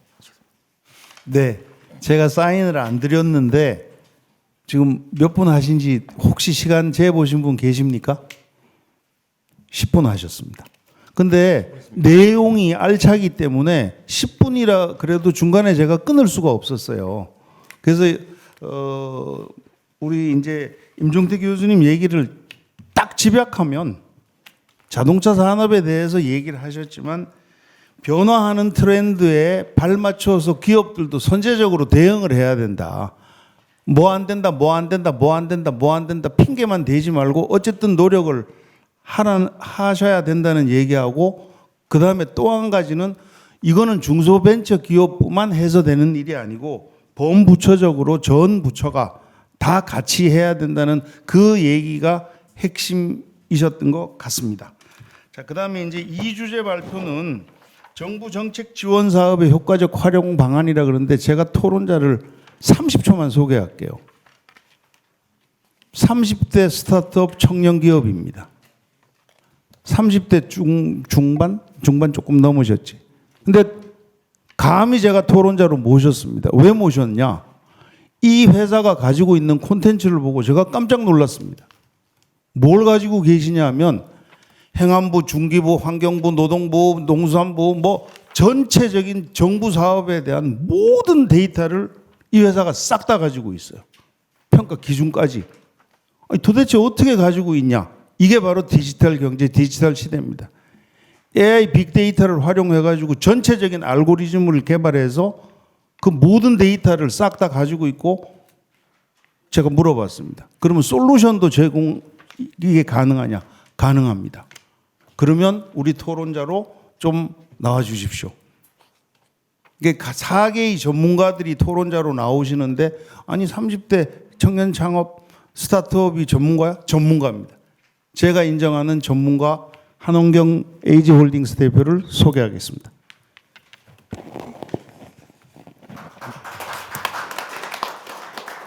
네, 안녕하십니까. 에이지홀딩스 한원경입니다. 너무 거창하게 소개시켜 주셔가지고 좀 쑥스러운데 일단 제가 오늘 이렇게 토론자로 참석할 수 있게 해주신 우리 시사뉴스 박성태 대표님께 다시 한번 감사의 말씀드리고요. 제가 지금 이제 스타트업과 소상공인분들 그리고 중소 중견기업 대표님들 만나면서 시장 상황과 이런 고충들에 대해서 고민을 좀 많이 하면서 제가 어떻게 이런 문제적인 해결 사항을 만들어 볼 수 있을까, 이 사회적인 문제를 해결해 볼 수 있을까 한번 고민을 해보면서 이 사업을 시작하게 됐습니다. 먼저 제 소개 짧게 해드리면, 저는 이제 지금은 명과 암으로 갈려 있지만 박근혜 정부 때, 우리 창조경제 시절 때 제가 그때 전통시장에서 좀 지원을 많이 받게 됐습니다. 그때부터 지원 사업과 연이 돼서 문체부 쪽에서 지원을 받고, 또 제가 하고 싶은 그런 엔터테인먼트 사업을 하면서 또 사업을 처음에 정부 지원금 조달을 통해서 잘 했던 그런 경험이 있었습니다. 그리고 시간이 지나면서 제가 고용노동부나 다른 부처에도 중기부나 관심을 갖다 보니 엄청나게 많은 이런 지원 사업들, 그런데 이런 이야기들이 있지 않습니까? 알고 있는 분만 받는다. 알고 있는 분이 또 고도화해서 또 받고 또 받고, 이런 게 제가 볼 때는 unfair하기보다는 그래도 기회가 좀 많은 분들한테 열려 있으면 좋겠다. 그래서 정부에서도 굉장히 많이 광고를 하고 홍보를 하고, 또 굉장히 이제 온라인으로도 지금 활발하게 저희가 직접적으로 만날 수 있습니다. 많은 정책들을. 하지만 제가 사회적인 문제를 요새는 고용 관련해서 굉장히 포커스를 많이 맞추면서 지금 사업을 진행을 하고 있습니다. 그래서 고용 창출에 대해서 어떻게 하면 소상공인분들이 애로사항을 해결할 수 있을까, 그리고 그들이 중견까지 어떤 방법으로 갈 수 있을지 정말 좋은 정책 자금을 한번 제가 나름대로 소개시켜 드리면서 그렇게 말씀드리겠습니다. 저희 한번 실업자 및 실업자 추이를 먼저 보겠습니다. 33페이지 보시면 그러면 지금 22년도 1월 달보다 23년도 1월 달이 실업률은 감소를 했습니다. 하지만 실제로 97.3%가 현재 60세 이상이 취업이 됐고, 나머지 100% 중에 10%도 안 되는 이제 취업률이 20대, 30대, 40대, 50대 이렇게 있는 실정입니다. 지금 현재 저희 정부에서는 참 안타깝게도 저희 나라에서는 그렇게 실업률이 너무나도 좀 심각한 상황이 있고요. 그리고 이런 실업률을 좀 타개해보자 해서 정부에서 37페이지를 보시면 굉장히 많은 인건비 지원 사업을 투입을 하고 있습니다. 그런데 인건비 지원 사업에서도 저희가 너무나도 많기 때문에 제가 간략하게 말씀을 드리면 세 가지만 딱 뽑아서 말씀드리겠습니다. 고용노동부 주관 국민취업지원제도 일경험 프로그램, 그리고 중소벤처기업부에서 주관하는 신진 그리고 고경력 연구인력 지원, 그리고 행안부에서 시행하고 있는 지역주도형 일자리 사업. 아무래도 이런 사업들이 가장 사업비가 크고, 그리고 직접적으로 사업하시는 우리 기업가들한테 굉장한 도움을 많이 주고 있습니다. 그래서 이런 인건비 지원 사업에 대한 내용도 여기 계신 분들도 잘 모르신 분들이 있을 거라고 생각을 합니다. 저희가 조금만 더 관심을 가지면 이러한 지원 사업도 많이 받으실 수 있으시고요. 그리고 그 밑에 정책자금 부분에서 이제 보면 저희 박종찬 정책관님께서 또 도전적 혁신적 R&D 올해부터 이제 신설해 주신다고 말씀해 주셨는데, 저도 그렇게 R&D 사업을 굉장히 국가적인 어떻게 보면 정말 중요한 국책과제다라고 생각을 하고 있습니다. 이 R&D를 통해서 삼성도 세계적인 글로벌 기업이 됐고요. 그리고 많은 벤처기업도 정말 엄청나게 큰 성장을 했다고 제가 많은 뉴스와 또 언론과 그리고 제가 관심 있는 부분에서 확인하게 되었습니다. 그래서 R&D 부분에서 정부에서 정말 공격적으로 추진을 해주신다고 하면 인력 부분과 그리고 자금 부분에서 정말로 기업들이 큰 수혜를 받지 않을까 싶습니다. 그래서 저희는 기업별로 실제로 현장에서 컨설팅을 해드리는 이제 기업이다 보니 F&B 그리고 엔터테인먼트 그리고 뭐 소부장 분야별로 기업별로 저희가 조금 좀 딥하게 5년 계획안까지 수립을 해드리고 있습니다. 그래서 100억까지 어떻게 하면 조달을 받을 수 있는지, 그리고 500억 이상 금융을 어떻게 일으킬 수 있는지, 순차적으로 그렇게 안내를 해드리고 있고요. 저희가 말씀을 드리는 부분은 전부 다 이제 근거를 가지고 토대를 가지고 그리고 기업이 성장하는 방향을 어떤 식으로 제안을 하는지는 이제 저와 만나서 디테일하게 말씀을 나눠보시면 업종 업태별로 전부 다 틀리기 때문에 그런 내용들 자세하게 말씀을 드릴 수가 있습니다. 그래서 이런 부분들을 저희가 조금 박성태 우리 대표님께서 말씀해 주신 것처럼 저희가 개발을 좀 해보자. 어떻게 하면 우리 소상공인분들이나 중소 중견기업 대표자님들께서 서류에 치여서 살지 않고 쉽게 우리가 스마트하게 지원 사업을 좀 컨택할 수 있을까? 그리고 또 이렇게 컨택을 하더라도 본인의 역량이 있고 인프라가 있음에도 불구하고 사업이 또 선정이 안 되는 경우가 있습니다. 여러 가지 이유가 있겠지만 그런 부분을 좀 타파하고자 저희가 그런 쪽으로 좀 손쉬운 이제 개발을 추진을 하고 있습니다. 그리고 마지막 페이지 한번 보시면 38페이지부터 저희가 고도화 단계별 기업이 성장할 수 있는 인증을 한번 저희가 만들어 보았습니다. 사실 제가 알고 있는 인증은 한 20여 가지가 더 있지만 핵심적으로 1단계부터 쉽게 받고 그래서 IPO까지 연결할 수 있는 인증대로 제가 한번 판을 만들어 봤습니다. 제가 알고 있는 제 지인 기업에서도 이러한 형태로 IPO까지 열었던 이제 사례가 있고요. 그래서 처음에 고도화 1단계를 보시면 일생활균형 캠페인이라는 고용노동부에서 아주 쉽게 받을 수 있는 인증이 있습니다. 이 기업 인증을 통해서 가점이 부여가 됩니다. 하지만 이제 대표님들은 다들 잘 모르세요. 이런 사소한 인증 하나하나가 얼마나 기업한테 큰 힘이 되시는지 이제 잘 모르시고 있는데 이제 인증이 단계별로 갈수록 사실 기업이 갖춰야 되는 여건, 또 고용 증대, 기타 등등 많은 걸 요구하고 있지만 저희가 처음 단계부터 하나하나 스텝 바이 스텝 한다고 하면 대표님들께서는 경영하시는 데 있어가지고 굉장한 수혜를 얻으실 수 있을 거라고 저는 자부하고 있습니다. 일단 저희가 건강검진을 할 때 인바디 체크를 하지 않습니까? 그런 것처럼 기업도 전체적으로 인바디 체크가 정확하게 들어가야 되고 매출은 당연하게 잘 나와야겠죠. 하지만 고용 증대, R&D, 기타 등등 모든 사항들 더 깊게 가면 특허와 지식재산까지 우리 경영하시는 분들이 전반적으로 다 신경을 쓰면서 기업을 경영해 가신다면 정리 부탁드릴게요. 네, 크게 이제 성장하는 기업들이 또 유니콘이 많이 나오는 대한민국 그런 경제 대국이 되지 않을까 싶습니다. 이만 마치겠습니다. 감사합니다. 아까 1차 특강부터 느끼는 건데 차라리 이런 국회 세미나실이 아니고 어디 콘도를 하나 빌려가지고 하루 종일 좀 했으면 좋겠다. 다음번에는 그렇게 하겠습니다. 이게 지금 진짜 알토란 같은 내용이 너무 많은데 시간에 쫓겨가지고 저희도 이 듀타임이 예약된 시간이 있어서 이렇게 빠르게 진행할 수밖에 없음을 양해를 드리고 제2토론 한원경 대표의 또 핵심 키워드가 뭐냐면 저는 이렇게 적었습니다. 알고 있는 만큼 지원받는다. 그 중소기업 대표님들이 어렵다고 말씀만 하시고 이런 거 있어요? 이런 거 알아요? 그럼 몰라요 그래요.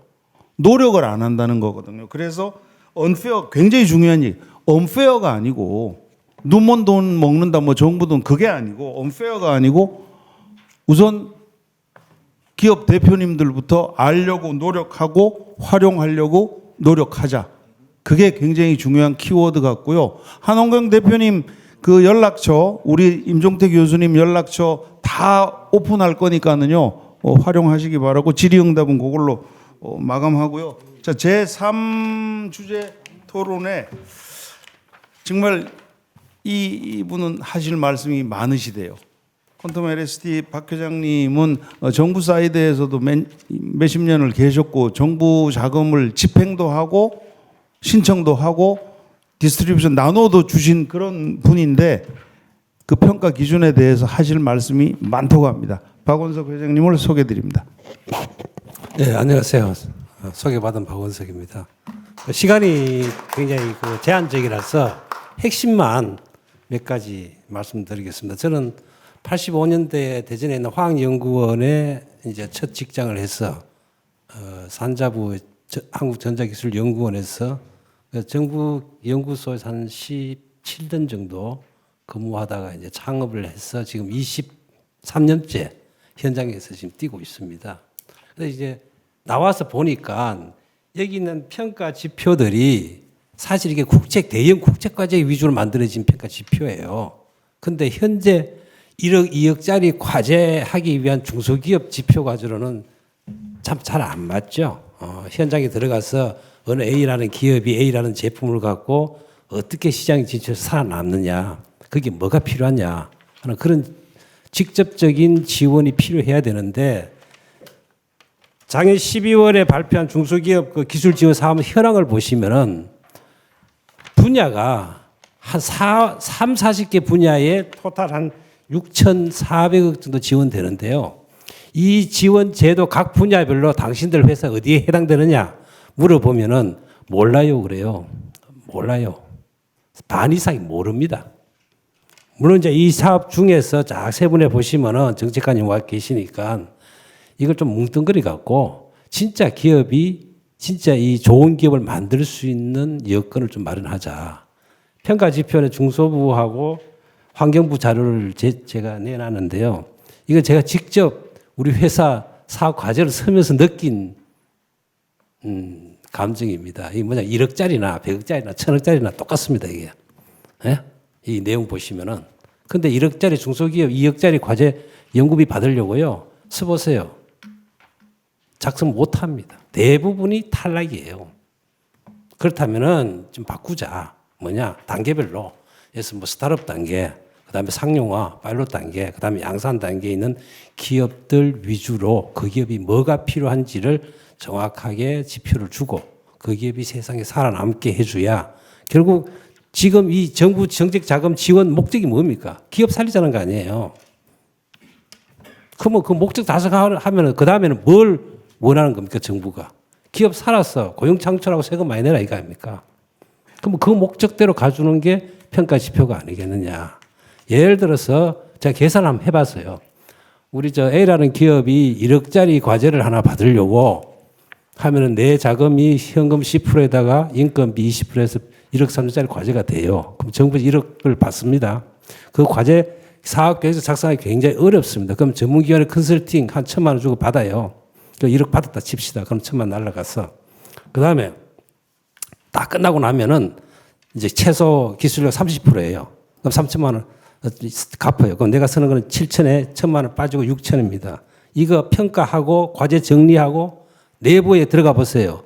과제 쓰는 돈 딱 정해져 있거든요. 그 카드로 써야 됩니다. 절대로 안 됩니다. 그러면 그것들 관리하고 한 3년 걸립니다. 그러면 그 과제 하나 관리하기 위한 한 사람 들어붙어야 됩니다. 그 사람 인건비 최소 연 4천만 원 줘야 돼요. 그러면 3년 하고 나면 1억 2천. 컨설팅 빼고 하면은 적자입니다. 받을 필요가 없다는 거죠. 그렇지 않습니까? 여러분 현장에서 다 느낄 겁니다. 자, 그렇다면은 이제는 이 평가 지표도 바꿔야 되지만 정부에서 지원하는 기술 지원 방식도 좀 바꾸자. 뭐냐? 다 진짜 아까 뭐 인건비라든가 뭐 진짜 어려운 것 빼고 특히 이 프로그램에서 제가 봐서 최근에 제가 봤는데 가장 잘 된 프로그램이 팁스 프로그램이에요. VC 매칭 펀드로 모태 펀드에 투자해주고 지원해주는 게 굉장히 좋은 프로그램입니다. 그런데 문제는 뭐냐? 우리 기업들 VC 가서 돈 10억 투자해 올 수 있습니까? 현재의 VC의 투자 지표를 보면요. 과거 데이터 매출이 있냐 없냐 이익 나느냐 다 탈락. 거의 1%도 못합니다. 그러면 이 티스 프로그램 있으나 마나예요. 모태 펀드 6조 10조 돈 갖고 있는데 어디 쓸 겁니까 그거? 자 그러면은 자 현실적으로 이야기하자 이거죠. 다 뭉뚱그려 갖고 개별 과제 1, 2억짜리 지원 형태가 아니고 기업이 갖고 있는 기술이 뭐냐, 그 기술이 부족한 게 뭔지 평가를 해서 기업 자체로 지원을 해주자. 예를 들어서 1억이 아니고 10억, 20억 진짜 클 수 있게 지원해주고 평가해서 자 어떻게 받아 환수할 거냐. 우리나라 지금 뭐 벤처기업들 특별 결의권 만든다고 국회에서 상정되어 있는 걸로 아는데 진행 안 되고 있어요. 그 쿠팡 같은 경우는 미국 같지 않습니까? 1대 5로 특별 의결기를 주니까 미국 가서 상장했어요. 그러면 마찬가지로 우리 벤처 기업들 중간에 돈 몇 푼씩 받다가 보면은 1억 갖고 2억 갖고 진행했던 창업자들 끝에 가면 뭐 10% 5% 지분 떨어져갖고 날아갑니다, 기업. 그 사람들 보여줄 방법이 없어요. 그렇다면은 정부 기업을 갖고 평가를 한 후에 에서 10억이든 20억이든 정부가 어떤 중간 단계를 거쳐서 투자를 해주고 기술 투자를 하라 이거죠. 그 다음에 5년이든 10년이든 어느 정도 기업 성장하면은 그 창업자가 전체 투자 금액의 뭐 한 50% 이상 범위 안에서 콜옵션 형식으로 인수할 수 있는 인수권을 줘서 벤처기업의 창업자가 노력한 결과에 대한 경영권을 확보할 수 있는 방안 쪽으로 지원해 주면은 어떻게 했냐. 그러면 아마 현장에 있는 기업들 실제로 이제 신이 났어. 실제로 돈 들어가고 또 주변 여건들 도와주고 또 잘 됐을 때 그 경영권 내가 사올 수 있다. 지분을. 잘할 겁니다. 제가 봐서는. 그런 식으로 한번 바꿔보자 하는 제안을 드리는 겁니다. 오늘 우리 정책관님 나와 계시니까 한번 가서 한번 연구를 한번 해보십시오. 지금 하고 있는 6천억 이거 쪼가리 해서 몇 개 기업 1억씩 줘봐서 이게 이렇게 지원이라고 이야기를 하고 있지만 토탈하면 커요. 근데 이 큰 장을 왜 이렇게 비효과적으로 쓰느냐. 효과적인 타겟을 하고 효율적으로 집행해 주면은 굉장히 좋은 성과들이 나올 거다. 그걸 제안 드립니다. 예, 감사합니다. 마침 중기부에서 와 계시니까 지금 하신 이 말씀은 굉장히 중요한 말씀 같습니다. 2천억을 쓰는데 2,000개 기업한테 1억씩 줘봐야 1억 받아갖고 딱딱딱딱 다 하고 나니까 적자더라.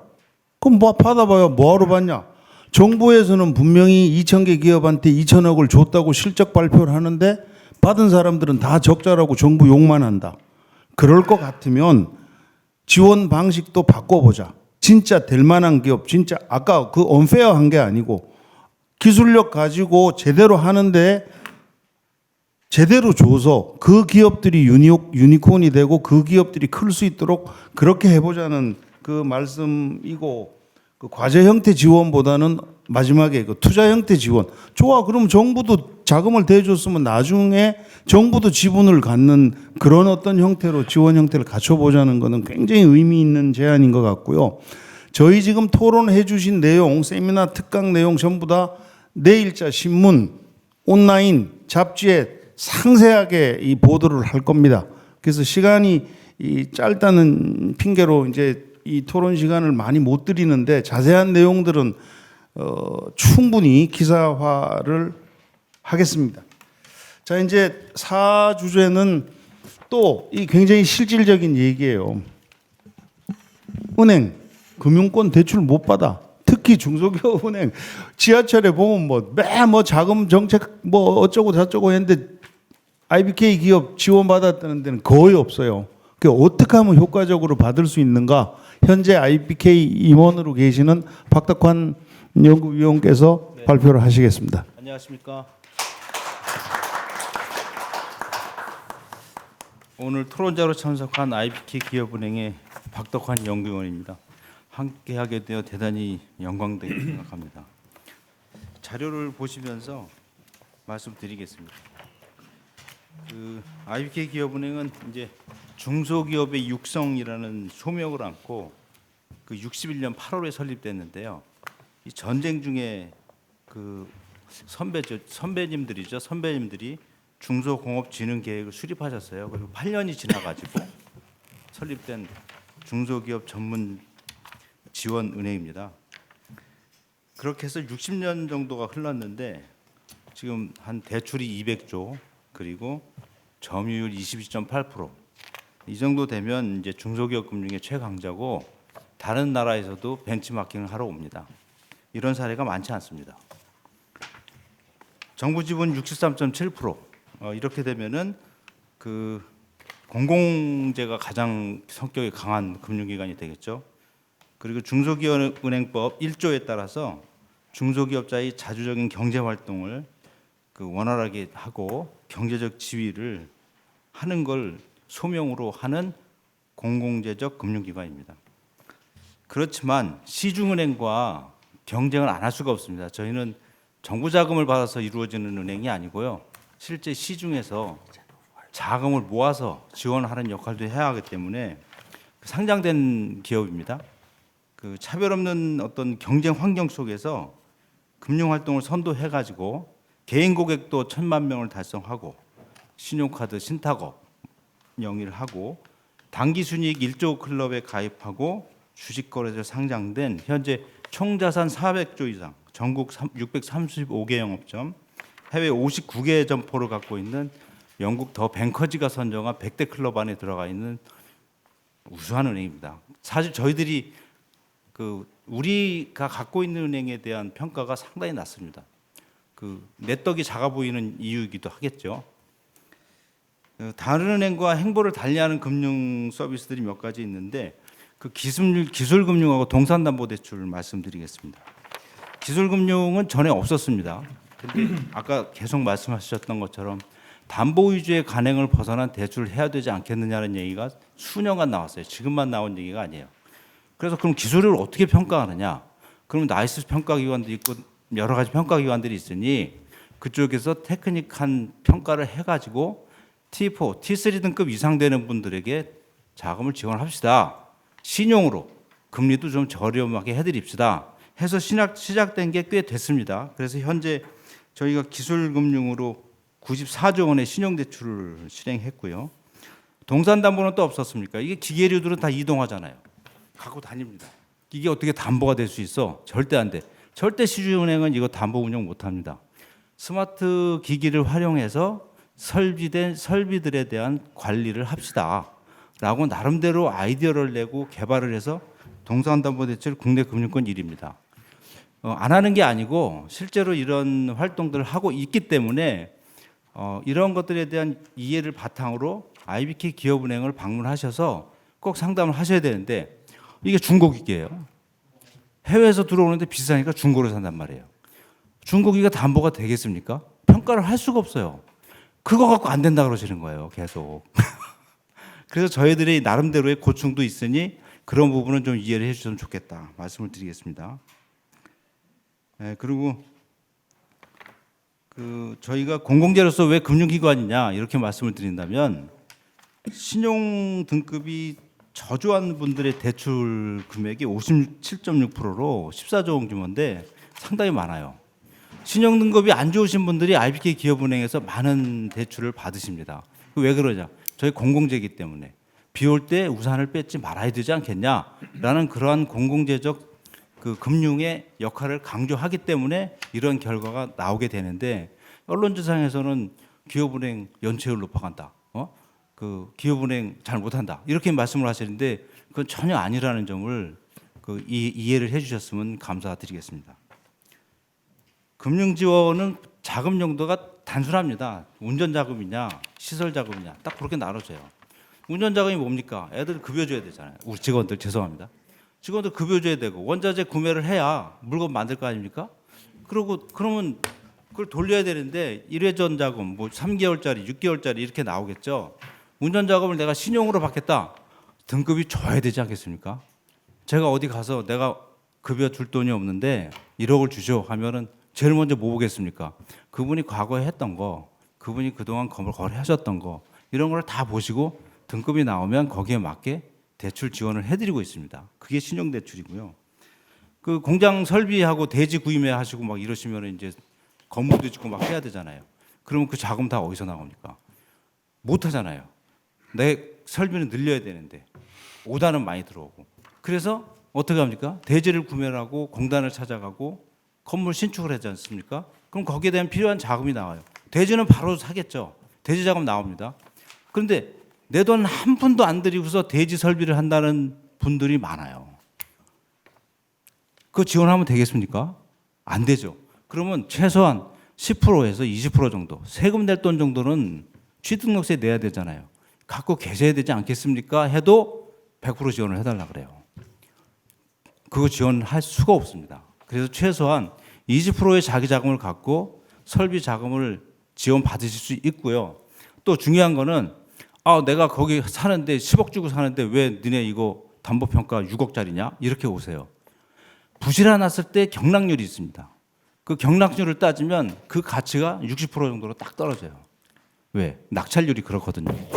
그러면 담보평가를 어떻게 넣냐? 당신은 10억을 주고 사지만 저희는 이 담보에 대해서 6억을 드리겠습니다. 라고 얘기를 하죠. 그럼 나머지 2억은 어떻게 됩니까? 신용으로 나가는 거예요. 그 신용으로 나가는데 신용이 없어. 그럼 어떻게 합니까? 보증기금, 기술신용보증기금을 찾아가서 거기서 보증을 받으시는 거예요. 그러면 금리도 내려가고 안정적으로 자금을 받으실 수 있습니다. 대출 상품은 아주 다양하게 구비하고 있는데요. 저희가 정책금융기관이다 보니까 정책자금과 연계된 지원이 아주 우수합니다. 그 보시면 아시겠지만 중소벤처진흥공단과도 같이 뭐 성공창업, 일자리 지원 같이 하고 있고, 한국은행의 온랜딩 자금, 수출입은행의 온랜딩 자금 받아서 수출기업 지원하고 있습니다. 그리고 창업 7년 이내 일반 기업이나 기술형 창업기업, 일자리 창출 기업에 대한 금리 감면 프로그램 진행해서 어떻게든 우리 중소기업들이 안정적인 경영을 유지하는 데 있어서 IBK 기업은행이 역할을 하려고 애를 많이 쓰고 있습니다. 현재도 정부 정책과 연계한 중소기업 소상공인을 위한 희망 플러스 프로그램 등을 통해서 긴급 자원을 지원하고 말씀 주셨던 만기 연장, 상환유예, 그리고 신용등급 하락 기업 이런 분들에 대한 금융 프로그램을 갖고 있어요. 그러니 내가 좀 위축되지 마시고 전 같지가 않습니다. 요즘은 위축되지 마시고 자신 있게 거래하시는 은행이나 또 얘는 보증기금, 요즘 또 보증기금, 기술보증기금은 이제 벤처기업을 소속으로 넘어갔으니까 오히려 더 적극적인 거예요. 그래서 그런 쪽에 상담을 하시고 내가 막 찾아다니면은 이게 맞는지 틀린지 시간도 없어요. 제일 좋은 거는 거래하시는 기업은행이나 다른 은행, 거래하시는 은행에서 고충을 말씀하시고 도움을 받으시면 길을 알려드립니다. 저희가 이렇게 자금 지원만 해서는 좀 어려워서 그 ESG 컨설팅 관련된 거, 그리고 디지털화 전환하는 거 이분들에 대해서 지원하고, 모험 자본도 현재까지 1조 5천억 정도 지원했는데, 마지막으로 말씀드리면 IBK 창공이라고 매년 혁신형 창업기업 발굴합니다.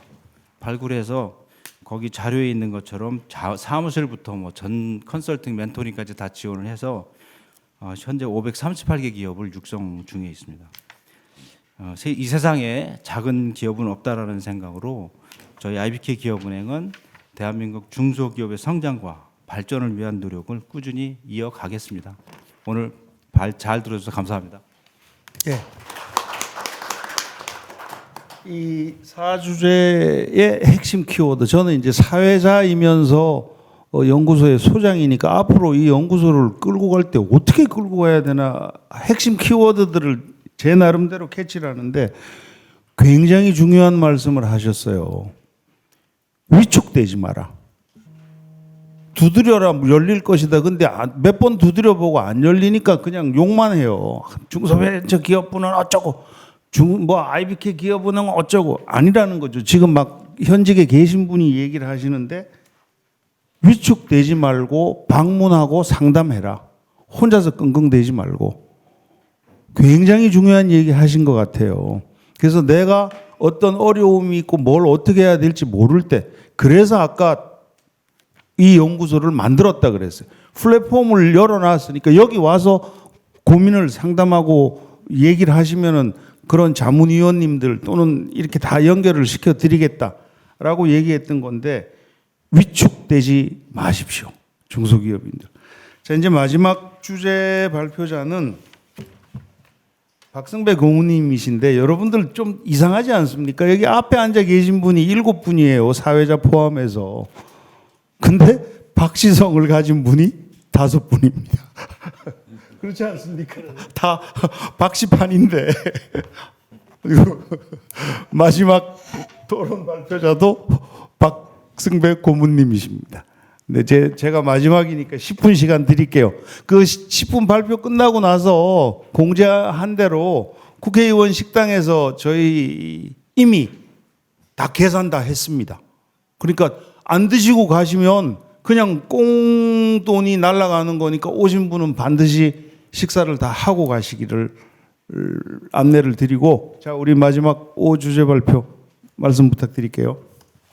네, 안녕하세요.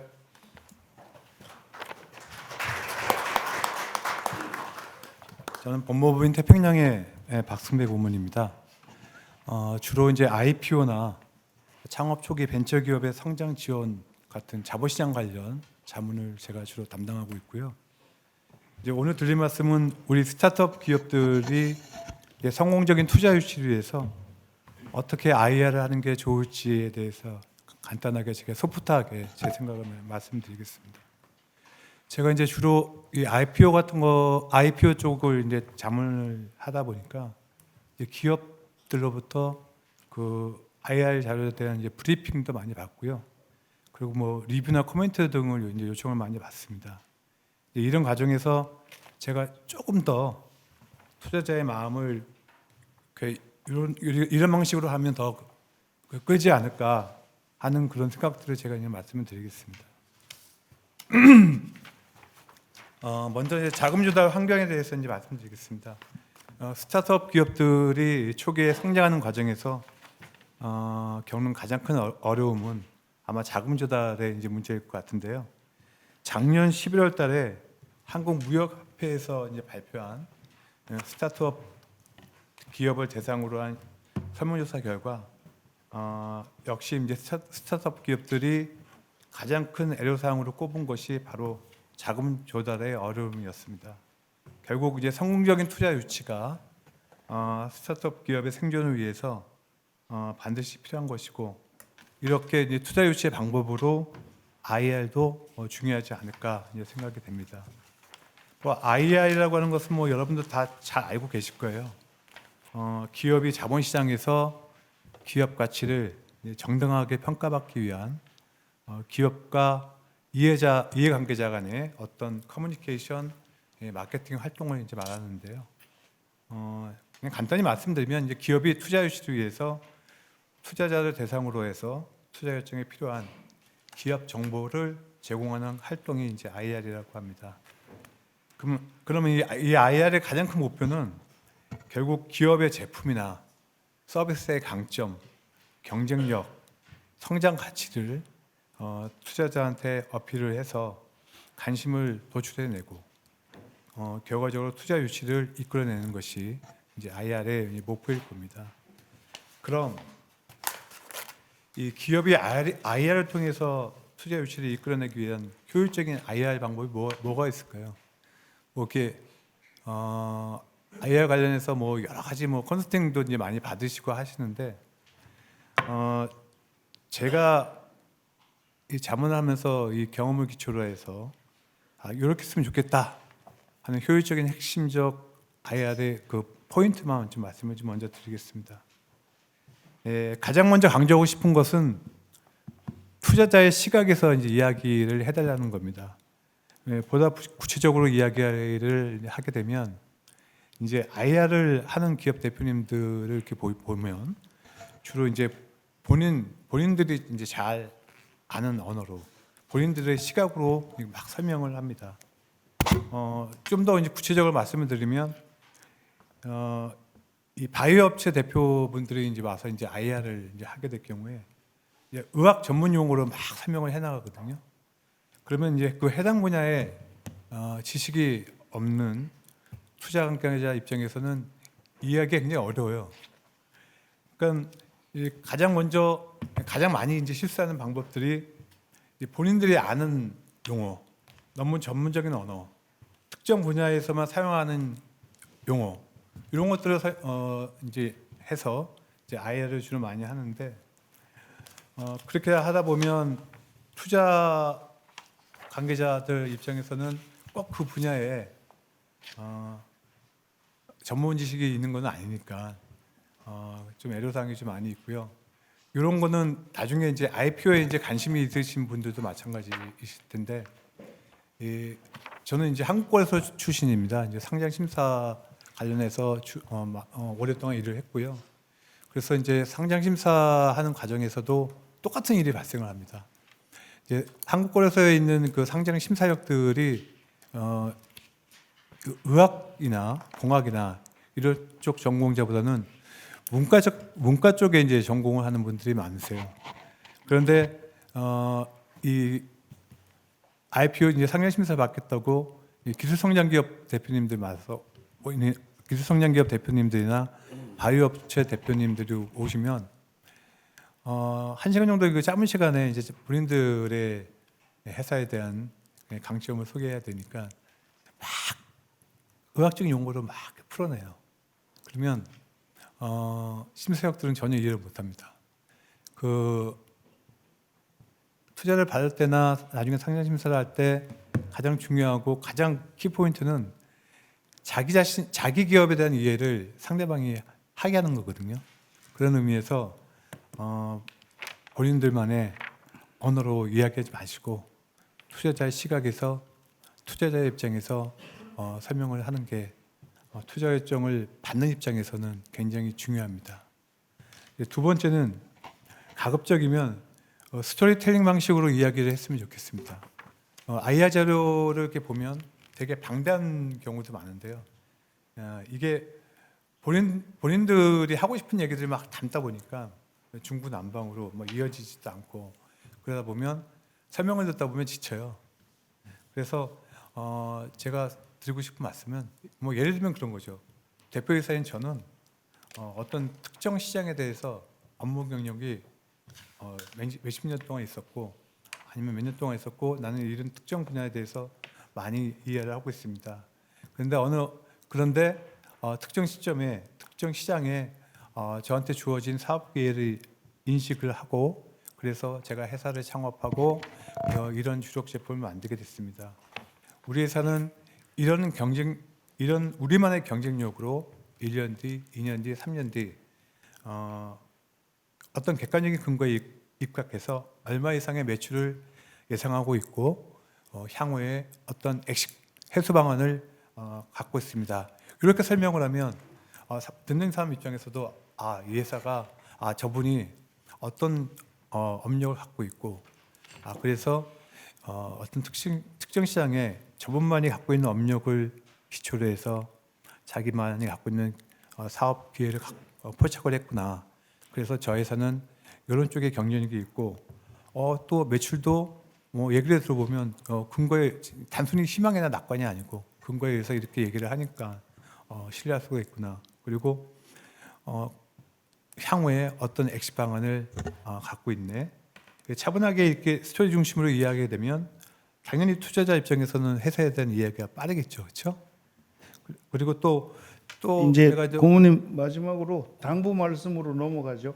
그래요? 지금 시간이 너무 많이 말씀 작게 하시는 것 같아도 10분 훌쩍 갑니다. 마지막 당부 말씀. 제가 강조하고 싶은 말씀 드릴게요. 그 투자 결정할 때 CEO 대 경영진의 그 자질과 품성을 굉장히 중요시하는데 어떤 분도 이 CEO가 단단하다, 신뢰할 수 있다라는 느낌을 주는 게 굉장히 중요해요. 직관적으로 그 자리에서 투자 결정하는 경우도 많습니다. CEO가 발표하는 걸 보고. 그리고 자기 회사의 강점만 얘기하지 말고 약점도 이야기를 하셔야 되고요. 그 투자자가 제일 관심 있는 것은 당신 회사에 투자를 하면 내가 어떻게 해서 언제 얼마를 벌어줄게, 어떻게 투자를 해소할 수 있게 해줄게라고 하는 거니까 반드시 해소 방안을 이야기해야 됩니다. 그리고 IR 자료를 만들 때 필수 요인이 이런 이런 5가지가 있는데요. 요거는 보시면 이해하실 것 같고요. 마지막 당부 말씀드리겠습니다. 첫 번째로 이제 회사의 포지셔닝을 어떻게 갖고 갈지를 정하는 게 바람직합니다. 우리 회사가 플랫폼 기업으로 갈지 아니면 단순히 파이프라인을 가진 사업자 기업으로 갈지 뭐 그런 것들을 결정하는 것도 굉장히 중요한 것 같고요. 그리고 회사를 설립하는 초기부터 우리 회사가 나중에 회사가 커서 성장 해소 방안을 갈 때 IPO로 갈지 아니면 M&A로 갈지 처음부터 정하고 가는 것이 되게 중요할 것 같고요. 만약에 IPO를 해소 방안으로 선택하는 기업들은 초기부터 상장 요건에 부합할 수 있도록 내부 통제, 경영 투명성 같은 것을 더욱 신경 쓰면 다시 향후에 IPO 성공 가능성이 매우 높아지겠죠. 그리고 탄탄한 기술력을 갖고 있다. 아니면 이미 매출 같은 게 상당히 올라와 있다. 그러면 M&A보다는 IPO가 더 해소방향으로 적절할 것 같고요. 마지막으로 제가 드리고 싶은 말씀은 IR을 어떻게 발표하고 어떤 자료를 잘 만들고 그런 것도 중요하지만 가장 중요한 거는 우리 회사가 지속적으로 성장이 가능하고 투자자의 마음을 꿀 수 있는 어떤 매력적인 포인트, 경쟁력을 갖고 있으면 반드시 그 해당 회사는 투자 유치에 성공하는 것은 물론이고 보다 많은 향후에 선택의 기회가 주어진다라고 하는 점을 마지막 말씀드리겠습니다. 감사합니다. 네. 지금 현재 공개적으로 오픈하고 있진 않지만 우리 박승배 고모님이 자문위원이신데 우리 회원 기업 한 군데가 지금 박 고모님의 어시스턴트와 조력을 받아서 거의 투자 유치가 확정되어 간다고 거의 확정되어 간다고 얘기를 듣고 있습니다. 그래서 아까도 말씀드렸지만 이 플랫폼을 활용해서 우리는 서울역이라 그러는데 서울역에 일단 오셔서 내가 대전을 갈 건지 부산을 갈 건지 광주를 갈 건지 비행기를 타려면 공항을 가야 되겠지만 일단은 오셔서 활용을 해야 된다는 그런 말씀을 드리고요.